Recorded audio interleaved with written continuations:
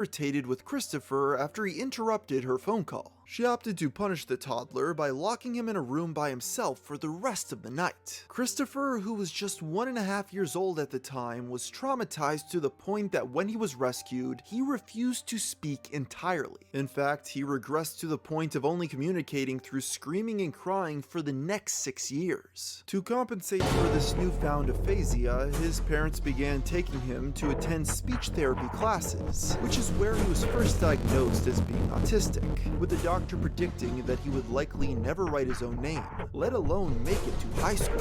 In a strange twist of events, Bob and Barbara would continue leaving Christopher with the delinquent babysitter for the next few years, likely so they could continue their tradition of late-night benders. This led his stepbrother, Cole, to attribute Chris's early muteness as largely being the fault of their neglect, a trend that would only worsen with time.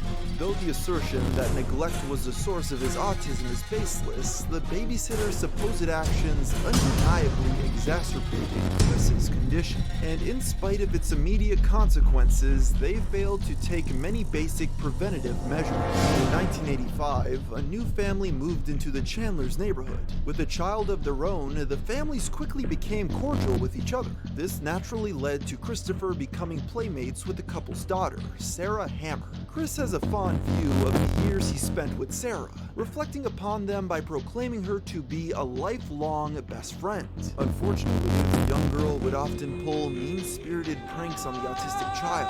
An example of this was when she once convinced Chris that the cartoon character, Casper the Friendly Ghost, lived in the crawl space under her home. Once the young boy had crawled under the residence to look for himself, she proceeded to lock him in, trapping Chris until her father came to the rescue. While one could argue that events such as these implicate her as a foe, Chris insists far more positive than negative experiences. He dismissed them as just childish pranks, overshadowed by his cherished memories of them playing. According to Chris himself, it was her that brought him out of his autistic social shell for the time. At home, Christopher's life was surrounded by music and pop culture. Unable to speak, he spent much of his time consuming children's entertainment such as Sesame Street, Air Bears, and Transformers. Bob even purchased a Commodore 64 home computer, sparking Chris's lifelong interest in technology and video games. His father was proud of Chris for being able to operate the personal computer before he could even speak, programming his own games on the console by age 6. Accompanying the Chandlers was their pet dog Patty, who Chris had picked out himself from his Aunt Karina's litter. At this point, his home life wasn't perfect, but it was comfortable. Unfortunately, things would only get worse when he began to attend school. The year was 1987, when he was dropped at the front door of Greene County Primary School. With Chris's struggles to communicate, this marked the beginning of many obstacles he'd have to overcome in his academic career. In spite of this, Bob was optimistic. In order to inspire his son, he penned a heartfelt letter detailing his expectations. The reason for this open letter to you, which will grow as time goes on, is that I know now that I, at best, haven't much time left to share myself with you, particularly to share my things, my dreams, and my thoughts with you at a time in the future when you will be able to understand. Remember to use my things and carry on my dreams if you want to. A distinct characteristic of the letter is that it's written informally. It's meant to be read as if he and Chris were speaking face to face, a really intimate discussion. Bob goes on to explain personal matters such as his previous marriages and what he sought to avoid when raising Chris. I didn't plan my life. I just took it as it came along. I seem to have had no control over it. It always came along with what was right for me. Look at me 8 years ago in 1979, when I was really down and out and ready to cash in my chips with heart problems that I didn't even know about. Your mother, Barbara Ann, helped me through the rough spots and together we had. Now I really had something to live for. No better things or events could have happened to me. We've come a long way in the last 8 years. Together we have built a whole new life with an exciting set of goals. But by far the most important message Bob wanted Chris to take away was the importance of legacy. He recounts the story of how he carelessly broke his late grandfather's straight razor, an item that held great sentimental value to him, and how it caused him to realize the respect he ought to hold for their memories. From this, he hoped his son would cherish any future inherited belongings he might be given by his father, such as his prize stamp collection. Do not be in such a hurry to use, play, or work with these things. First, learn all about them, how to use them and enjoy them, their value, and how you can thoughtlessly waste their value, then enjoy them as I have. As a boy, my greatest dream was to have inherited things from my mother, father, grandparents, etc. All of my books, stamp collections, and records. My dreams for you, your mother, and other personal things. This idealized new life he wished to build with Chris and Barbara would culminate in the backyard of the Chandlers' house. In 1989, Bob created a plaque and placed it on their backyard shed, proclaiming it as the dreaming studio of Mr. C and Little C. It's here that he'd attempt to teach Chris how to create things. Evidently, the dreaming studio didn't last long enough to make a true impact on Chris though, because in spite of the clear sentimental value Bob placed on his belongings, Chris would later sell his father's cherished stamp collection in 2017, using the profits to purchase toys. While on the subject of games, when examining the Chandlers' Christmas of 1989, it can be discovered that Christopher received a Nintendo Game Boy from Santa, his second ever video game console. It was that same year that the young boy reportedly began speaking again, with the help of his speech therapist. By age 7, Chris had defied the professional's original expectations of him, an accomplishment that he'd wear with pride for the rest of his academic career. Soon after regaining his voice, for unknown reasons, Christopher was transferred from Greene County Primary School to Nathaniel Greene Elementary to attend the 4th grade. Although he was still riding off the success of regaining his speaking abilities, the administrators at this new school were not as impressed. While we'll never know for sure what happened there, legal documents indicate that the district had attempted to place him at a separate special education school, a decision that Bob and Barbara fought tooth and nail. It's speculated that they felt Chris's recent successes proved he didn't need the accommodations. Additionally, given their advanced age, they likely had a different perception of special ed than what was offered at the time. Regardless, the parents escalated the conflict. Chris recounts his experience at the school as one of frequent physical abuse, notoriously recalling an incident in which 5 facility members, including the school principal, pinned him down to the floor and recorded his cries on an audio cassette tape. Chris attributes this alleged assault to having been motivated by lust, going so far as to accuse the principal of being a pedo. He claims that the man had him sit on his lap before whispering quote-unquote offensive things to the young child. However, given the detail that the alleged assault was recorded, some have speculated it's much more likely that Chris had thrown a tantrum, and facility members recorded his cries as evidence that he couldn't function in a mainstream institution. Upon learning of the incident, Bob filed legal action against the administration, causing Chris to be homeschooled during the proceedings. The case was eventually dropped in 1994. At this point, with the young boy's mainstream enrollment still in jeopardy, Bob and Chris moved to Chesterfield County so they could legally attend a different school district.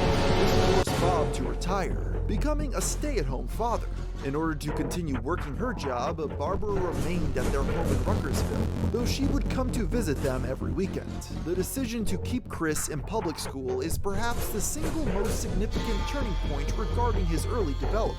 The failure to provide accommodations for his special needs led to feelings of ostracization and appeared to hinder Chris's social development. Jumping forward to the Christmas season of 1992, Bob and Chris made a stop at the Regency Square Mall. At this shopping center was an animatronic creature named Leonard Bearstein, who conducted a symphony orchestra as part of a musical program. The animatronic was designed to be interactive, engaging with the audience in conversation through its human operator. The crowd was light that Thursday afternoon, causing Christopher to be able to have a largely one-on-one conversation with the robot between songs. Chris was spellbound, leading him and Bob to watch the performance for the next hour. In the midst of their conversation, Leonard Bearstein asked Christopher for his name. When Chris responded, the operator must have misheard him, as he began referring to the child as Christian. Following that interaction, the mistake stuck, with Chris going so far as to request his name be changed from Christopher to Christian. Oddly enough, Bob and Barbara agreed and had it legally changed the following year. With this brand new first name bestowed upon him by an animatronic bear, the now adolescent boy continued his education at Providence Middle School in the fall of 1993. He later described this campus as being much more pleasant than Nathaniel Green, and attributes his happiness there to a teacher named Mrs. Sanford, who is to date the only educator that Chris has singled out favorably. She helped the child develop social skills and instructed him on how to cope with the verbal bullying he endured. Upon his graduation from Providence, Mrs. Sanford wrote a personal letter addressed to Chris, in which she gave him heartfelt advice and bid her well wishes. If you show people where your weak points are located, then they will know how to push your button. If you never show them, they will never know. Do your very best at managing. A letter addressed to Chris, in which she gave him heartfelt advice and bid her well wishes. If you show people where your weak points are located, then they will know how to push your button. If you never show them, they will never know. Do your very best at Manchester. Put your best foot forward and treat others as you wish to be treated. Love, Mrs. Sanford. 16-bit arcade graphics. Of all the pop culture movements in the 90s, one of the most prominent was the mascot with Adam, and the most notable example of this was Sega's Sonic the Hedgehog. In 1994, the blue blur is most notable for his extreme speed. Made specifically to appeal to Western markets, the character was a massive success, quickly receiving his own syndicated Saturday morning cartoon in 1993. To promote the release of this new TV series, Sega hosted a contest known as the Sonic the Hedgehog Watch and Win Sweepstakes, in which they challenged viewers to write down what Sonic said at the end of each episode. Upon mailing in their transcriptions, they would then be entered into a drawing, where they'd have a chance to win a $1,000 shopping spree at KB Toys. As an early adopter of the Sonic craze, Christian entered the contest, and as luck would have it, when the winners were selected in February of 1994, he actually won. Sorry, guys. Exactly what Sonic the Hedgehog cartoon, and I'd listen to what Sonic says at the end of it, and write it down for a whole week. And then I had to mail it in, and I had to be drawn out of a hat, and I just won. This victory marked the beginning of Christian's obsession with Sonic, who would go on to become his professed lifelong hero.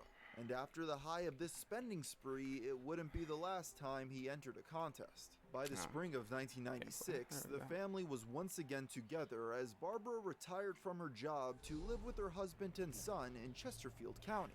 This wouldn't last long, however, as according to Chris, some of their neighbors began spreading harmful rumors regarding the family. I kind of don't want to beat this without... Specified, the situation was apparently vitriolic enough to cause them to relocate to an apartment complex just outside of Richmond. But being immersed in his pop culture pastimes, Chris was largely unfazed by these developments. It was that September that Christian finally began his first year at Manchester High, a period he would retrospectively deem the happiest times of his life. At this school is where the creation of his very first Sonic the Hedgehog fan character, Bionic the Hedgehog, was conceived.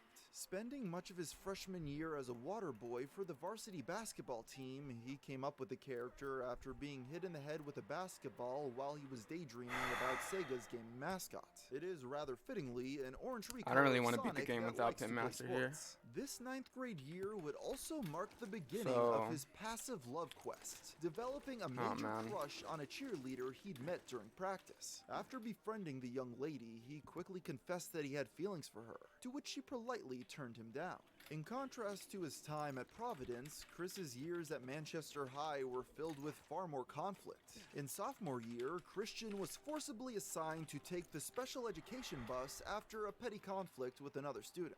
According to Chris, he and another teen would race every day to see who could exit the vehicle first. This competition escalated, eventually culminating in the boy punching Chris in order to beat him out the door. However, like many of Chris's recollections from this period, what actually occurred is rather unclear. Across his various recountings of the bus incident, Chris has contradicted himself numerous times. He claimed that he both did and didn't fight back, and also went back and forth on whether or not his glasses had been broken. What has remained consistent, however, is his adamance that he was blameless. He bemoaned that in spite of instigating the fight, the other boy quote-unquote got off scot-free.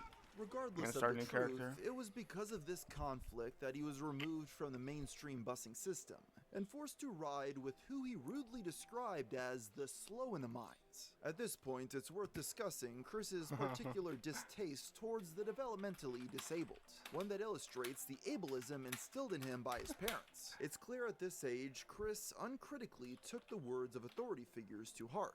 In what are typically the years of rebellion for most teens, Chris was remarkably obedient. This can be observed rather transparently in his first self-produced video titled Song of Christian. In this clip, Chris goes on multiple tangents about grievances he holds with his peers, such as their use of vulgar language. Of course, you're not talking about those despicable, rude words they got there. I mean, they're all boop and shut up, boop. You understand what I'm talking about? I mean, that just really ticks me off. But you should never ever do it. I mean, it's just rude. Very rude. I'm just sick of it. I mean, Do I even want to play Borderlands, man? This would only be the start of Chris's self-produced recordings. it's Alvin and the Chipmunks. Let's give them a big hand. Yeah, return when you do that shit, boy. You shit it. We are doing okay. Hello, my name is Barbara Chandler, and I'm calling to request a song for my husband for his birthday. No kidding. Yo. His name is Bob Chandler, and he's 71 years old today. No kidding. And the song I would like to request is A Bushel and a Peck. Bushel and a peck, a hug around the neck for a 71-year-old man? I think so. As Christian entered his junior year, the maturity one would expect from a high school student didn't seem to be developing. In a mock radio broadcast Chris recorded for fun, his mother humors him as if he's a child, while he pretends to have guests such as Alvin and the Chipmunks. Man. At Manchester High, 11th grade has the most documentation. Recovered assignments illustrate how he performed at school, and the actual quality of his work against the grades he received. One of the first I have leaked 2 days on projects my is Commando, dated Jesus October Christ. 29th, 1998. Intended to be an icebreaker activity for his chemistry class, Chris notably refused to talk to any male students, leaving all their spaces blank. In spite of his woes of loneliness, things weren't entirely hopeless. It was in that class he would become lab partners with 2 female students, Kelly Andes and Sarah Bevel. They would be some of his first quote-unquote gal pals, a term Chris later coined to describe all of his female friends. Chris has reasoned that his autism test found that he got along better with women rather than men. Chris's gal pals would make up the entirety of his social life throughout high school, to varying degrees of sincerity. Perhaps the most earnest of these was Tiffany Gowan, who sat with Christian every day during lunch. It's worth noting that during this time, Chris was extremely naive on relationships and sex. He apparently was unaware of the idea of dating until he turned 21, a testament to his shelteredness. Evidently, the Breaking Ball, I love that. But where Chris's parents failed, entertainment Beer with No Name, I like that too. a trend that would be recurrent throughout his life. Yeah, let's go with As the Beer Chris with No Name. recalls, after unlocking like the that. parental controls on his television, he accidentally came across a suggestive scene in a film and had his first erection. Part of the known curriculum Chris took that year was a cooking class, evidenced by recovered kitchen safety worksheets he'd completed. In an assignment titled Safety First, he notes, "What could happen if you plug too many appliances into one outlet? It could start a fire." Christian also took child development classes, which included the activity of simulated parenthood. This is done through a variety of different methods, be it an interactive infant doll or, in Chris's case, an empathy belly. An attachable pregnancy stomach meant to enable students to understand the effects of carrying a child. The belly made it uncomfortable for me to cross my legs, and when my legs were separated, it put pressure on my private part, which gave me a strange, weird feeling. So, it was quite an experience while I had a belly like a pregnant woman.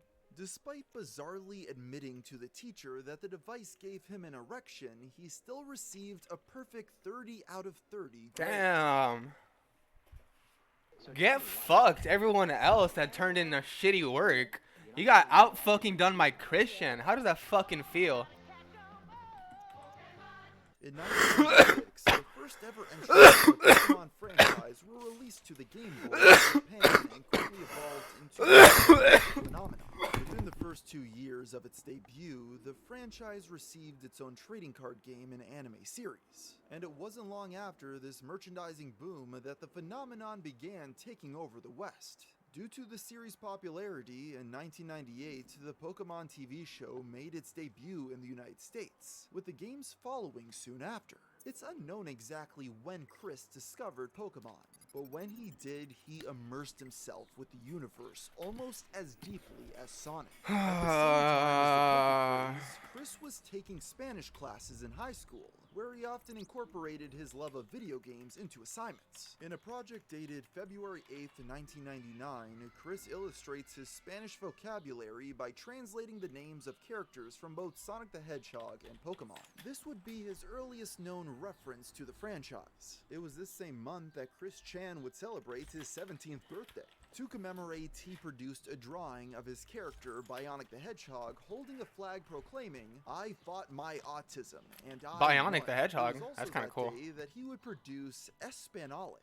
This character would later his 17th birthday, holding a flag to commemorate. It was this same month that Chris Chan would celebrate his 17th birthday. To commemorate, he produced a drawing of his character, Bionic the Hedgehog, holding a flag proclaiming, "I fought my autism, and I won." It was also that day that he would produce Espanolic. This character would later become one of the first entries in his line of original Pokemon cards, eventually amassing enough to create an entire Pokedex, which he dubbed the Wall of Originals. Of these homemade cards, standouts include Chikachu, a female Pikachu who can only deal damage when accompanied by a boyfriend, Flashbulb, a flashlight Pokemon, CompuFrog, a frog made from computer code, and of course we can't forget Plotistic, a plant that's on the spectrum. As Chris continued to express his fascination with the Pokemon franchise, he soon created the first version of Quick's Pokesite. CWC are the initials of Christian's full name, which he is unusually proud of due to its ability to be pronounced as Quick.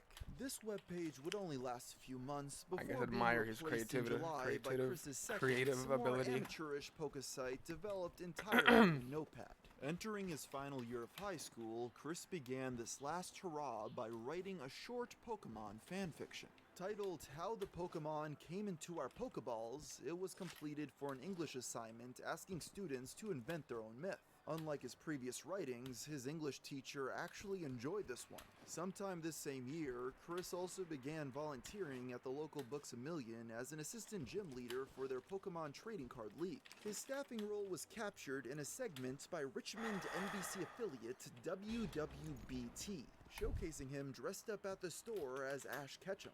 I'll put out my Dragonair, even though it has 60 damage on it. Oh boy. And now it has 3 energy on it.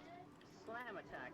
With the end of the millennia, Christian was the same as he'd ever been. In fact, his obsession with the media was only worsening. He seemingly began showcasing his love Yu-Gi-Oh! If you guys want to see some Yu-Gi-Oh! Content, please check out my February of his senior year would be an especially productive month for Christian Weston Chandler. That Valentine's Day, he published a poem to commemorate the event, titled Valentine's Day Hymn. While a cheerful celebration of another couple's love, this attitude would not last. Just a few days after this, Chris celebrated his 18th birthday. In attendance were Chris's parents, his stepbrother, and his gal pals from school. One of the only times Chris would interact with them outside of class. He would later reminisce on this being one of the best days of his life. With high school soon coming to a close, this seemed like a great memory to end this chapter of Chris's life on, but it would turn out he still had one more trick up his sleeve. In March, Christian was instructed to create an album cover as an assignment for his computer graphics class. One of the restrictions, however, was that students could not use any copyrighted materials. Given his obsession with pop culture, which bled into everything he produced, Chris struggled with the project's requirement of originality.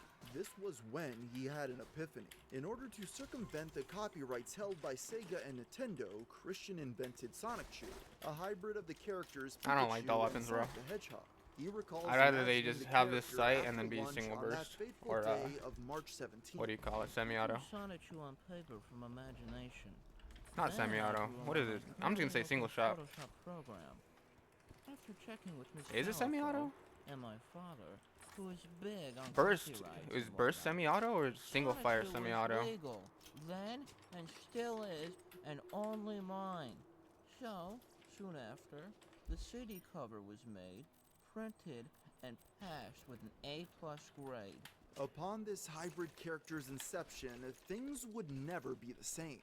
Now with his own quote-unquote original creation, Sonic Chew took the forefront of all of his I'm gonna get my endeavors. skill. The next month, he created I'm gonna level up a to level Sonic 5 Chew probably, sweatshirt and then and play gave some it to DLC. one of his gal pals as a birthday gift. He also began producing dozens of Sonic Chew variant Pokemon cards. 5 months after this, he even launched a Sonic Chew site to succeed his Pokesite. And it wasn't long after that he began drawing short comics featuring his mascot. In May, Chris attended his school's senior prom with his mother. Upon arriving, one of his gal pals saw this and felt sorry for him, so she asked him for a dance. To be one with my crowd, I bought a pair of tickets, but I went there with my mother. But then I realized I was still an outcast because I stood out more like a lonesome wallflower. But that night, my trusted peppermint patty type gal pal, Tiffany Gowan, asked me to dance with her. I hesitated at first, but she grabbed my hand and pulled me onto the dance floor. We danced for what felt like hours. Maybe I'm trying In to April, the 18-year-old began a self-documentary find meaning in my project life for through class titled astrology, A man. Week with Christian Chandler. I tried It to share some of provides my valuable interest in it with my insight to cousin the everyday other day, life during those high school years, and he's as he completely admits to fucking falling wrote me asleep in off, bro. classes on a regular basis. It also notes that he attends several behavioral adjustment programs and proceeds to document several of his creations. Most notable is the City Room, which is an early version of what would later be known as Quickfill. It is a miniature city made from the pieces of Chris's various Lego kits and other memorabilia. It was here that he revealed that his family was moving back to their house in Rutgersville. According to Chris, his parents had failed to sell the home and would have stayed in Richmond had they succeeded. On June 15th, Christian graduated I ended from up going pretty Manchester crazy High last School. night after I In got spite drunk. of placing on the honor roll, for Chris the celebration was not I'm starting to think that maybe ceremonious. because Before I was receiving their diplomas, an award ceremony was Maybe I held was to angry. recognize the school's gifted students. Chris became jealous after not being given an award for his art class assignments. During the early awards ceremony, I was a little thrilled to get a star for my grades. But then I find out that I am outshined in my creative skills because those people do not appreciate the time and effort I took into making Sonic Chew. I was a high-functioning autistic boy who came way beyond out of his social shell, only to get zilch, nada, sip, a big fat zero. When it came time to actually receive Is his that diploma, actually Chris Chris Chan went up narrating? That's without pretty cool. making eye contact with anyone, going so far as to slap away the presenter's hand when they reached out for a congratulatory handshake. He then ran off and Wait, what found the happened? table isolated enough to cry alone. It wasn't simply jealousy that had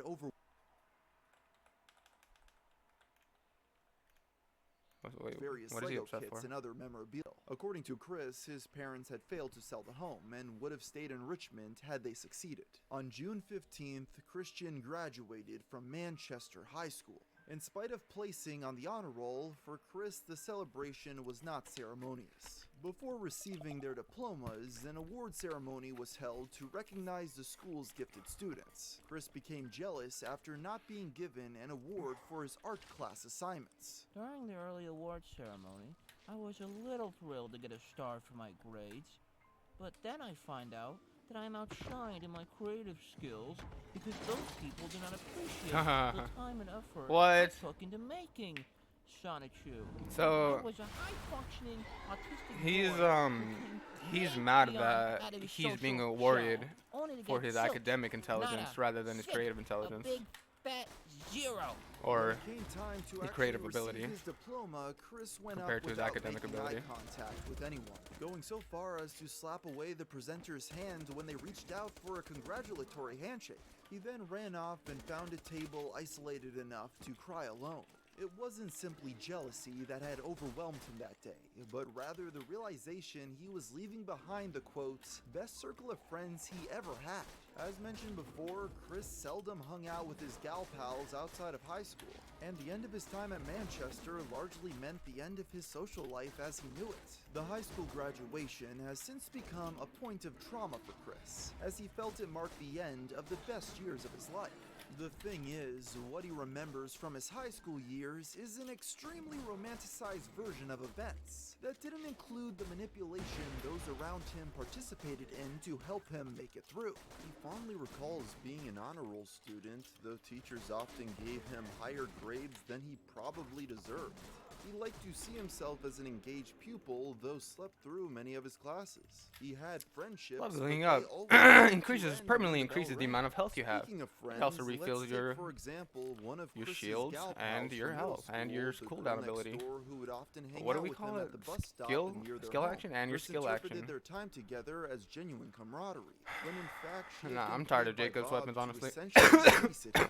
On top of this, there's been speculation that his father had a meeting with the principal of Manchester High, which resulted in school staff bringing together upstanding girls in Chris's grade to befriend and protect him from the horrors of high school. Meaning What? that the gal pals were also a result of behind-the-scenes meddling by his parents. No Perhaps fucking what makes this way. period of life so mesmerizing to Chris is by brings Bob to the girl and friends had liked to, so teachers often gave him higher grades than he probably deserved. No way. So you're telling me everybody was just... That's not okay. You can't do that, dude. People like that need to know where they are in life. You can't continuously lie to them in life because one day they're going to realize that everything that they've been believing up till then has been what? They don't know what the world really is. They don't know right from wrong. They don't know. I don't know, but please don't do this. Please don't do this. I'm not saying anybody is, but Jealousy that or had anyone's planning overwhelmed to, him but that day, but rather the realization he was leaving behind the quote, best circle of friends he ever had. As mentioned before, Chris seldom hung out with his gal pals outside of high school, and the end of his time at Manchester largely meant the end of his social life as he knew it.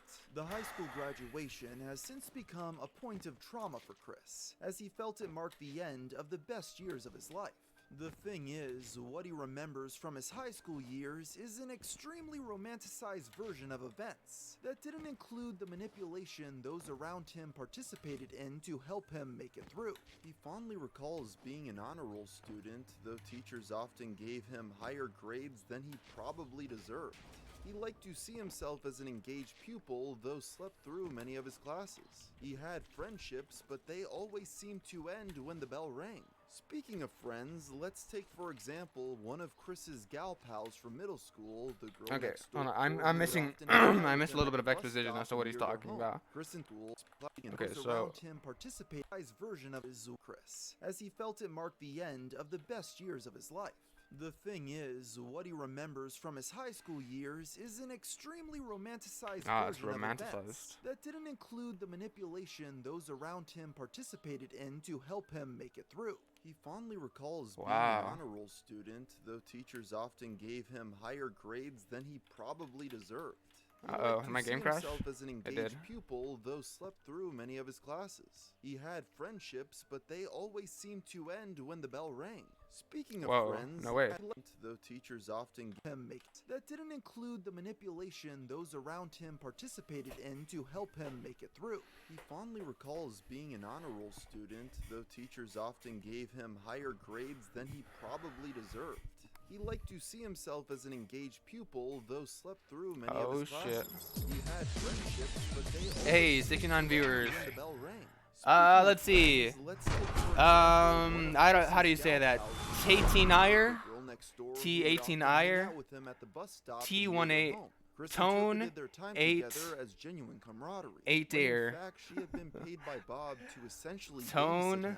On top of this, there's been speculation that his father had a meeting with the principal of Manchester Tony High, R. which Thank you resulted in for school staff subscribing. bringing together Thank you for outstanding following. girls in Chris's grade to I'm gonna call you befriend and Tony protect R. him That's from what I'm the horrors of assuming high that you were school. trying to go for Rumor there. that the gal pals were also a result of behind-the-scenes meddling by his parents. Perhaps what makes this period of life so mesmerizing to Chris is that it was a time We're of playing innocence, Borderlands 2. when he was We just still started a largely Salvador getting away build. with being oblivious to the And world. we're listening to An Gaming era from where his Mars. parents Talk could about still Christian. feasibly shelter him as he developed an over-reliance on children's entertainment to compensate. I found And him no here. matter how superficial the relationships were, they still were friendships to him. His gal pals were the one thing standing between Chris and solitude. After high school, as Chris had guessed, he'd lose contact with them, but most could have never guessed how far he would descend into isolation.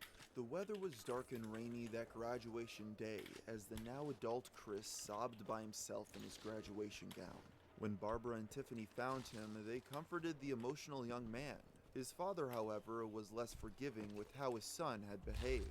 Perhaps he read the writing on the wall then and there, and realized the futility of It his brought me back to family's level future. 1.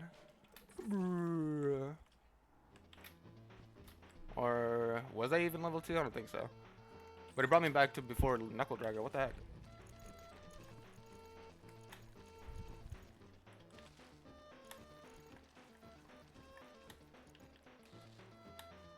Now out of high school, Chris finally had the independence that's afforded to adults. With his free time, Chris began volunteering as an assistant Pokemon gym leader at the local Toys R Us trading card club in Charlottesville. According to first-hand accounts, he often attempted to use his homemade Pokemon cards in regular play, which were unbalanced and overpowered. No shot. Christian also launched SonicChew.com, though it was largely neglected. His family, now back under the same roof, began attending the newly established Grace Baptist Church. And in August, Chris began his first year at Piedmont, Virginia Community College. He was set to graduate with an associate's degree in 2 years. With all of his high school friends left behind, Chris found solace in his artwork. And that winter crafted his very first, now iconic, SonicChew medallion using Crayola model magic. Originally decorated with a makeshift chain, this was later replaced with a higher quality necklace he'd bought from the mall. The medallion was intended to serve as a name tag, something that would help him stand out in public. And that December, Chris designed a companion character for SonicChew named Rosechew, a rather blatant derivative of the Sonic character Amy Rose. In August of 2001, Christian began working his first and to date only conventional job. At local Wendy's, but had a difficult time maintaining his employment, only lasting approximately a year and a half before being fired. Unlike high school, I love the Hyperion employees SMGs, at dude. the fast food chain were critical of him and made their frustrations known in a very patronizing manner. The exact circumstances of which he was fired are unclear, though there are 2 incidents often credited as being the last straw. The first claims that Chris was terminated for drawing a picture of an older female coworker as a Pokemon, which they found deeply offensive. The second excuse that Chris told himself involved his attempts to entertain a little boy with his parents, where he performed an impression of the character Donald Duck. This scared the child, causing him to cry. It's approximated that Chris earned around $500 from his employment at Wendy's. In June of 2002, he stopped volunteering as a Pokemon gym leader at the local Toys R Us, opting to play at the locally owned hobby shop known as the Game Place. I recommend watching As Chris Joker proceeded through college, he began if to you appreciate you're all the interested in moments he'd taken for granted deep back in diving high into school. Psyche. In February of 2003, he wrote a fond account of his 18th Level up, birthday okay. party, A Amount of stark health and the amount of contrast to damage what you would deal. happen on Immediately his next birthday only gives you 2 full health weeks and later. shields. Okay. That year, on his That's good. 21st special day, Chris was reading Peter Robinson's Wednesday's Child for an English class. What made this class memorable was that homosexuality had come up You know, during this the doll pistol's discussion, kind of something that kind Chris of growing thought on me. of as revolting at the time due to his religious beliefs. As a result, he made derogatory comments towards homosexuals and was promptly told to leave. What exactly was said has never been revealed, but Chris himself described them as quote-unquote exclamations you'd likely hear from a black person in church. Given the shit. punishment, most surmise his assertions must have been rather severe. And after being told to leave, Chris once again sat by himself and cried. The only difference this time was that there was no one there to comfort him. Whether or not Chris outright quit the class by choice or was forced to leave is unclear. But this would set a bad precedent. I'm gonna for play the rest of his pre-sequel, college career. and This incident would mark the beginning of a new saga in Chris's life. One that would lead him not to Damn, just I had a be dream where I eventually showed my expelled from cousins his college entirely, my but PS4 to infamy. version That day, of right the after Handsome he was Collection, ejected from which is English weird. It class, feels like it wasn't a he began dream. his love quest. You see, 'Cause I'm pretty since sure I he do had no one have to console him for the first time in the his Handsome life, Collection. It led Chris to realize I that he just- should pursue a romantic relationship. I really feel like it wasn't a to fill dream, the now but I'm empty hole pretty in his sure. emotional support I'm network. But 50%, to discover 30% sure it soulmates was and a dream. perhaps even one day bear his child, he had to go back to the drawing board. Throughout April of 2003, Chris began depicting romance using his Sonic Chew characters. He created the Hedgehogs in Love Pokemon card before quickly succeeding it with the short story Sonic Chew and Rose Chew, the genesis of the Love Hogs. The story ends with Sonic Chew and Rose Chew gazing at the moon before locking eyes and sharing a passionate kiss. But it wasn't until August that his desperation for intimacy began to materialize in the real world. As Chris entered his 4th year at the 2-year community college, he officially began his search for a sweetheart. Rather than ask them out directly though, that month, Chris made his first attraction sign to get the attention of a boyfriend-free girl. On it, the romantically challenged man describes not just himself, but also the qualities he wished for his significant other. 21 and single white male. Shy, smart, young at heart, computer skilled, humorous, a great thinker and go-getter, enjoys good parts of life, diplomatic, peaceful, very creative, he's lonely, seeking a cute 18 to 21 single female companion who is 18 to 21 years of age and does not already have a boyfriend. Average to slender, body type, white, lives in the Charlottesville or Ruckersville area, does not smoke or drink alcohol, happy, positive, personality, average or high income, drives a vehicle. If any man read this huge sign, mind your own business. And to all men with girlfriends, except married and blacks, go jump off a cliff, have a nice day. For the next 2 months, Chris would tape the sign to the wall of the college's lobby, often waiting somewhere beside it. However, his plans would be thwarted when on October 7th, Mary Lee Walsh, the Dean of Student Services, approached him, Contract, hurry the confiscated his fuck sign, up, my guy. and bluntly told him Why do you to take stop. so long to do Chris shit? interpreted her authoritative command as very violent, claiming she had exclaimed, "You're not allowed to find true love here." Determined, Chris stubbornly created another attraction sign, only for Mary to confiscate it again a few weeks later. This temporarily led Chris to return to venting his frustrations into his art, at least for the next few months. In November, Chris wrote a poem titled "The Saddest Heart in the World." And with the Backstreet Boys tune, I sing my lonesome croon. Tell me why I'm stuck as a virgin with rain. Tell me why. Tell me why. Tell me why. I ain't ever wanna hear you say. Tell me why. I Hell yeah. have a boyfriend. These lyrics would later be used in the song "So Need a Cute Girl," a track from Christian's cover album Christian and the Hedgehog Boys, which he'd begun recording at the end of that summer. This song would later become a massive hit online, with dozens of covers existing across multiple platforms. But regardless of the quality of his Backstreet Boys parody, Mary Lee Walsh still had a sign.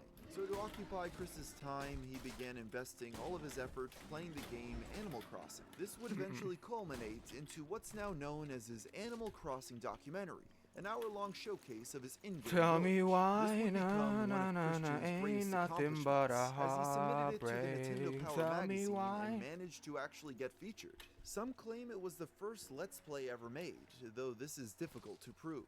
On January 1st, And 2004, I Chris wrote in his diary know. about his New I don't know Year's how that song goes. resolution to get a romantic And I Resolution thought for we'd matching see girlfriend. forever. Something else. But Forever forever never never And try again he did, came. with his stubbornness It's only so further escalating the hard conflict. A few to weeks say into the new year, he wrote a poem goodbye titled Hard to Blood Quest, in which he once again laments being quote-unquote that was a virgin with rage. ouch. Christian's frustration with his lack of romantic success was ever growing, and this new effort to overcome Mary Lee Walsh at PVCC meant trying new strategies. Instead of restraining himself to just carrying signs, the college student now began repurposing his Sonichu newsletter into a means of attracting boyfriend-free girls. From this point forward, every newsletter would end with a description of his ideal sweetheart. He includes this disclaimer. Christian is a very shy and very thoughtful person, and will only accept person-to-person encounters, no emails or phone calls. So if you are interested, they can be found around Piedmont What up, Virginia Hemlock? Community College or Fashion Square Shopping Center. In addition to passing around photocopies of his pamphlet, he also began hanging up more attraction Nobody has signs around stealable school, mail, quickly bro. replacing them whenever torn down. In late January, as Chris stood near his sign per usual, Mary Lee Walsh decided that enough was enough. It was finally time to put an end to his disobedience. According to Chris, she approached him stating Who is that Mary his Lee posters Walsh? were bothering both her and the student body. Chris responded that he was on his love quest, prompting her to rip the sign from his hands and tear it apart. She then lectured him, stating he would never get a girlfriend this way, before demanding that he stop his behavior immediately. She ended the confrontation by scheduling Chris to attend a meeting to discuss the string of incidents. On February 1st, Is that his Chris counselor or something? initiated an email exchange with Miss Walsh, attempting to avoid the meeting through a compromise. He promised her that he wouldn't hang any more signs around campus, so long as she allowed him to continue distributing his newsletter. He also assures that he would move her up his scale of respect by 2 points. About 48 hours later, Miss Walsh would unequivocally deny his request, requiring that they meet the following week. While what exactly occurred during this meeting is uncertain, a few key details are known. At one point, Chris talked with Sonichu as if he was real, claiming to Miss Walsh that his character communicated through him. This caused the dean of students to talk to Chris, quote-unquote, rudely and hoarsely. In retaliation, Chris stood up, cupped his hands to his side, and thrusted them forward, miming a powerful beam of energy. He Get shouted fucked. at the top of his lungs his personal variant of a phrase from the anime Dragon Ball Z Hell that he fucking yeah. legitimately believed would bring bad luck to Get the victim. fucking Unsurprisingly, wrecked, this did Dean. little to move Miss Walsh, who declared a ban on Fat not Claptrap just can his finally attraction see. sign, Now but it's the time to get to distribution of his Sanctuary. newsletter as well. Unfortunately, This one man enraged stands between Chris you to and the last point free where he city privately on Pandora. declared His war. name, Kevin Flint. Mary Lee Walsh made it illegal to distribute Let's go. the news dash. I am very Be on the lookout for angry stronger at shields with that. special abilities. In response, I plan to incite the masses Should I? and hopefully demand 63 return to the bucks. news dash, so my Yeah, I'll chances take it. of getting a girlfriend I'm can desperate, be bro. I higher. want that. Adding I fuel want to the that fire doll- was that Mary Lee doll pistol in Walsh's the- attempts to convince Bob and Barbara to remove Yes. Chris from the college, giving them flashbacks to their conflict with Nathaniel Green. They not only refused but became extremely upset. How much During summer money do I break have? that year, I want that Chris doll began pistol in the vending machine. exploring more locations to loiter at with his No, I need attraction 194. sign. Now dubbing them attraction locations, he began standing at the Charlottesville Fashion Square Mall. This would become the testing ground of a new strategy he'd adopted after watching a lot of anime. Essentially, his plan was to attach a paper heart to a piece of red string, and then throw it at women. He would then reel the string back in, expecting them to follow. Unsurprisingly, in less than a week after conceiving the strategy, his plan was foiled when a mall security guard noticed and confiscated the string from him. This would lead Chris to coin the term jerk cop, later abbreviated to jerk op, to describe the jerk op. Hell yeah. His next run-in with mall staff would occur 8 weeks into his loitering. This was when the same mall security guard from last time approached him, to which Chris pulled out some of his homemade trading cards that told the story of the Lonesome Virgin. He later bragged about intimidating the officer by shouting no directly in his face. Only 5 days later, Chris was approached once again, this time becoming even more belligerent. It escalated to the point of him being detained and forbidden to return from the mall without supervision from his parents. As Chris entered his 5th year at PVCC, he still held resentment towards Miss Walsh in spite of his off-campus I like the pursuits. Aegis pistols. It was around this point Chris Look at that. left an inflammatory It's, note the for detail on the unit gun's really cool. students, expressing his dislike for her. Included was an illustration of an intimidating glare. This, as it would turn out, would be his downfall. Taking into account their previous quarrels, the message was interpreted by the school's administration as a form of harassment. After several hearings deliberating on his fate, the administration ultimately decided it'd be best to temporarily suspend Chris from the campus. Enraged by this development, Bob and Barbara decided to incite the masses themselves, allegedly penning a letter to the White House demanding action. Nothing came of their endeavors, and per the suspension, the criteria for him to return included anger management classes, a psychological evaluation, and social skills counseling. Strangely, it appeared the only reason Chris was upset about his ban was the fact he'd be losing the campus as an attraction zone. It's been over a week since my suspension. No, I am depressed, lonely, sad, and bored. I have nowhere to go to attract a boyfriend-free woman. I'll be writing to Santa Claus this year, hoping that he will bring me one. Whilst all this was going on, Chris became more invested in the Yu-Gi-Oh! Trading card game, participating in his first tournament at the game place. It was there that he first met Megan Schroeder, an 18-year-old artist who shared many of the same interests as him. They quickly became friends, as she became Chris's first gal pal since leaving high school. Around this time, Chris attended the psychiatric evaluation he was required by PVCC's administration to receive. As of writing, it is the only objective, independent, professional evaluation of Christian as an adult. Mr. Chandler is a 22-year-old man with a history of developmental delays and autism. Despite these limitations, he seems to have been quite successful in maximizing his academic abilities. Despite his significant delays in language, he has over the years developed relatively effective communication skills. He is left, however, with a severe degree of social awkwardness and seems to have good insight into this. He is left feeling somewhat frustrated as he has a strong desire for companionship, although his social limitations prevent him from being able to realize this in the way in which he would like. He has been on antidepressants for many years, and it is not entirely clear what role they play. Based on the information available at this time, the patient doesn't seem to pose a significant threat to himself or anyone else. There is some suggestion that the anger control has been a problem, although how that has manifested itself is unclear. He certainly has no history of physical violence, which would suggest any future risk. Compared to Christian's state today, this paints a picture of a man that was still, relatively speaking, at the beginning of his descent. A time when he was more lonely than in high school, but still Gunrunner 1, let's went go. outside and had modest social interaction at the game place. It's worth noting Let's that do the Shield of examiner Favors first. concluded that Chris Hey. should receive further treatment. Why can't I pick it? Advice that his parents seemed to ignore. With a tumultuous home life What the hell? accompanied by years of a society Chris We felt live in he one? was weighed down by, the You have to wait for him to stop self-described talking? virgin with rage decided to yet again pick up his pen. With all he had learned and experienced, I'm gonna go use the it was bathroom at for a this little bit. I'll be point back. He would create what is now seen as his magnum opus, the Sonic Chew comics. Not only did this series become his masterpiece, but more importantly brought attention his way. While up until this point he was known only by those in his local vicinity, soon enough a little image board would stumble upon his work, and in the process make internet history, as Christian Weston Chandler becomes possibly the most notable person in the history of the World Wide Web. Good, feels good. Yeah. Is there anything else? What would you like to do? I mean, you guys like maybe want to go to McDonald's or something like that, or we could hang out in the gazebo maybe. Well, it's dark out now, It so might not be able to see the gazebo. That's true.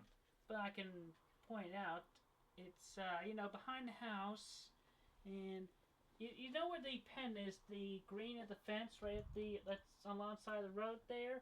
I haven't seen it. Oh, well, anyway, you're driving down Westwood. Right.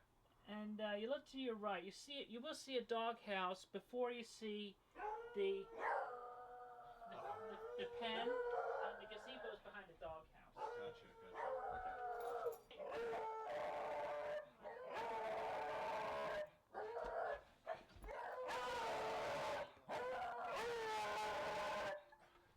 Here we go. We got the gazebo, and then I guess Gazebo's over here.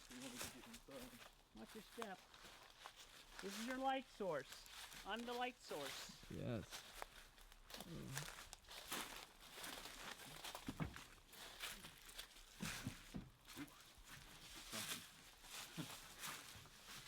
All right. It's a good place to It's a hang very out low here. gazebo. Yeah, it is.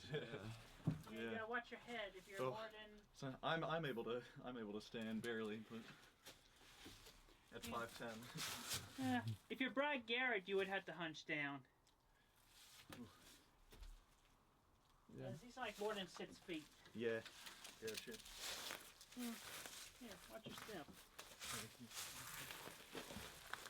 So Christine, do any of your neighbors know about Chris Chan and everything that goes on online? Among which, yes. Have the trolls ever harassed them? Not that I'm aware of. I pray they haven't.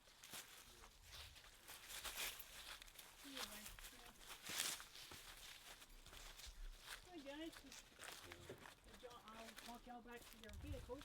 Sounds good. Thank you. I'll walk y'all back to your Autobots.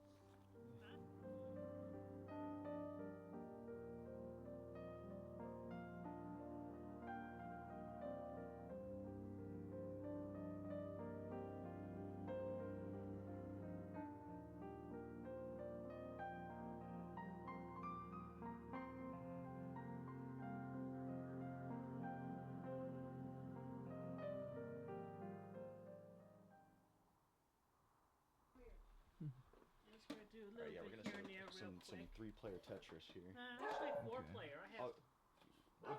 Can you play it just 3-player if Jesse's gonna be filming? Oh yeah. I suppose we can't play it 3-player. It's nuts. And my mom's clapping at the dogs, and everything's falling. Freaking gravity! It busts me. It confounds me. Ah! Organized chaos. This is my creative method. Anyway, I just gotta plug in my Switch dock, because I didn't have enough plugs left to do this, and figure out how we can. I got 2 pairs of Joy-Cons, obviously, so see if I can play Tetris this way. I'm trying to set up here, see if we can all play with these Joy-Cons. In that case, I gotta find the regular basic controller I have. Nearby, We're gonna need to find that. GameCube adapter, maybe. It's alright. Yeah, No, we don't have GameCube. You got We the don't Pro have that option. controller? No, I don't have an adapter for GameCube. Do you have the Pro controller? I have a Pro controller. I just don't know where it is right now. The dogs are barking. They're driving big bonkers. It's definitely does not get boring around here.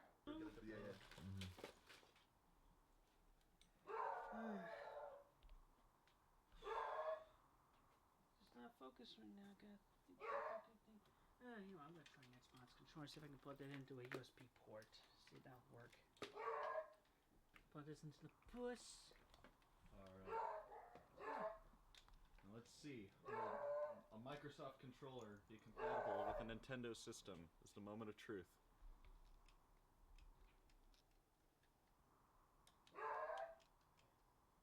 No. No! Dogs, shut up! You do that one more time, I'm gonna be like. Let's just make the way find the controller. I'm curious about that. Yeah. Up. Alright. Up. There we go. Alright. Hey. Right when you said that. I just need to turn it There's no batteries. on. Oh. It has batteries, I just gotta turn it on. I understand, yeah. Those dogs, oh shut up! I'm gonna bite my head off!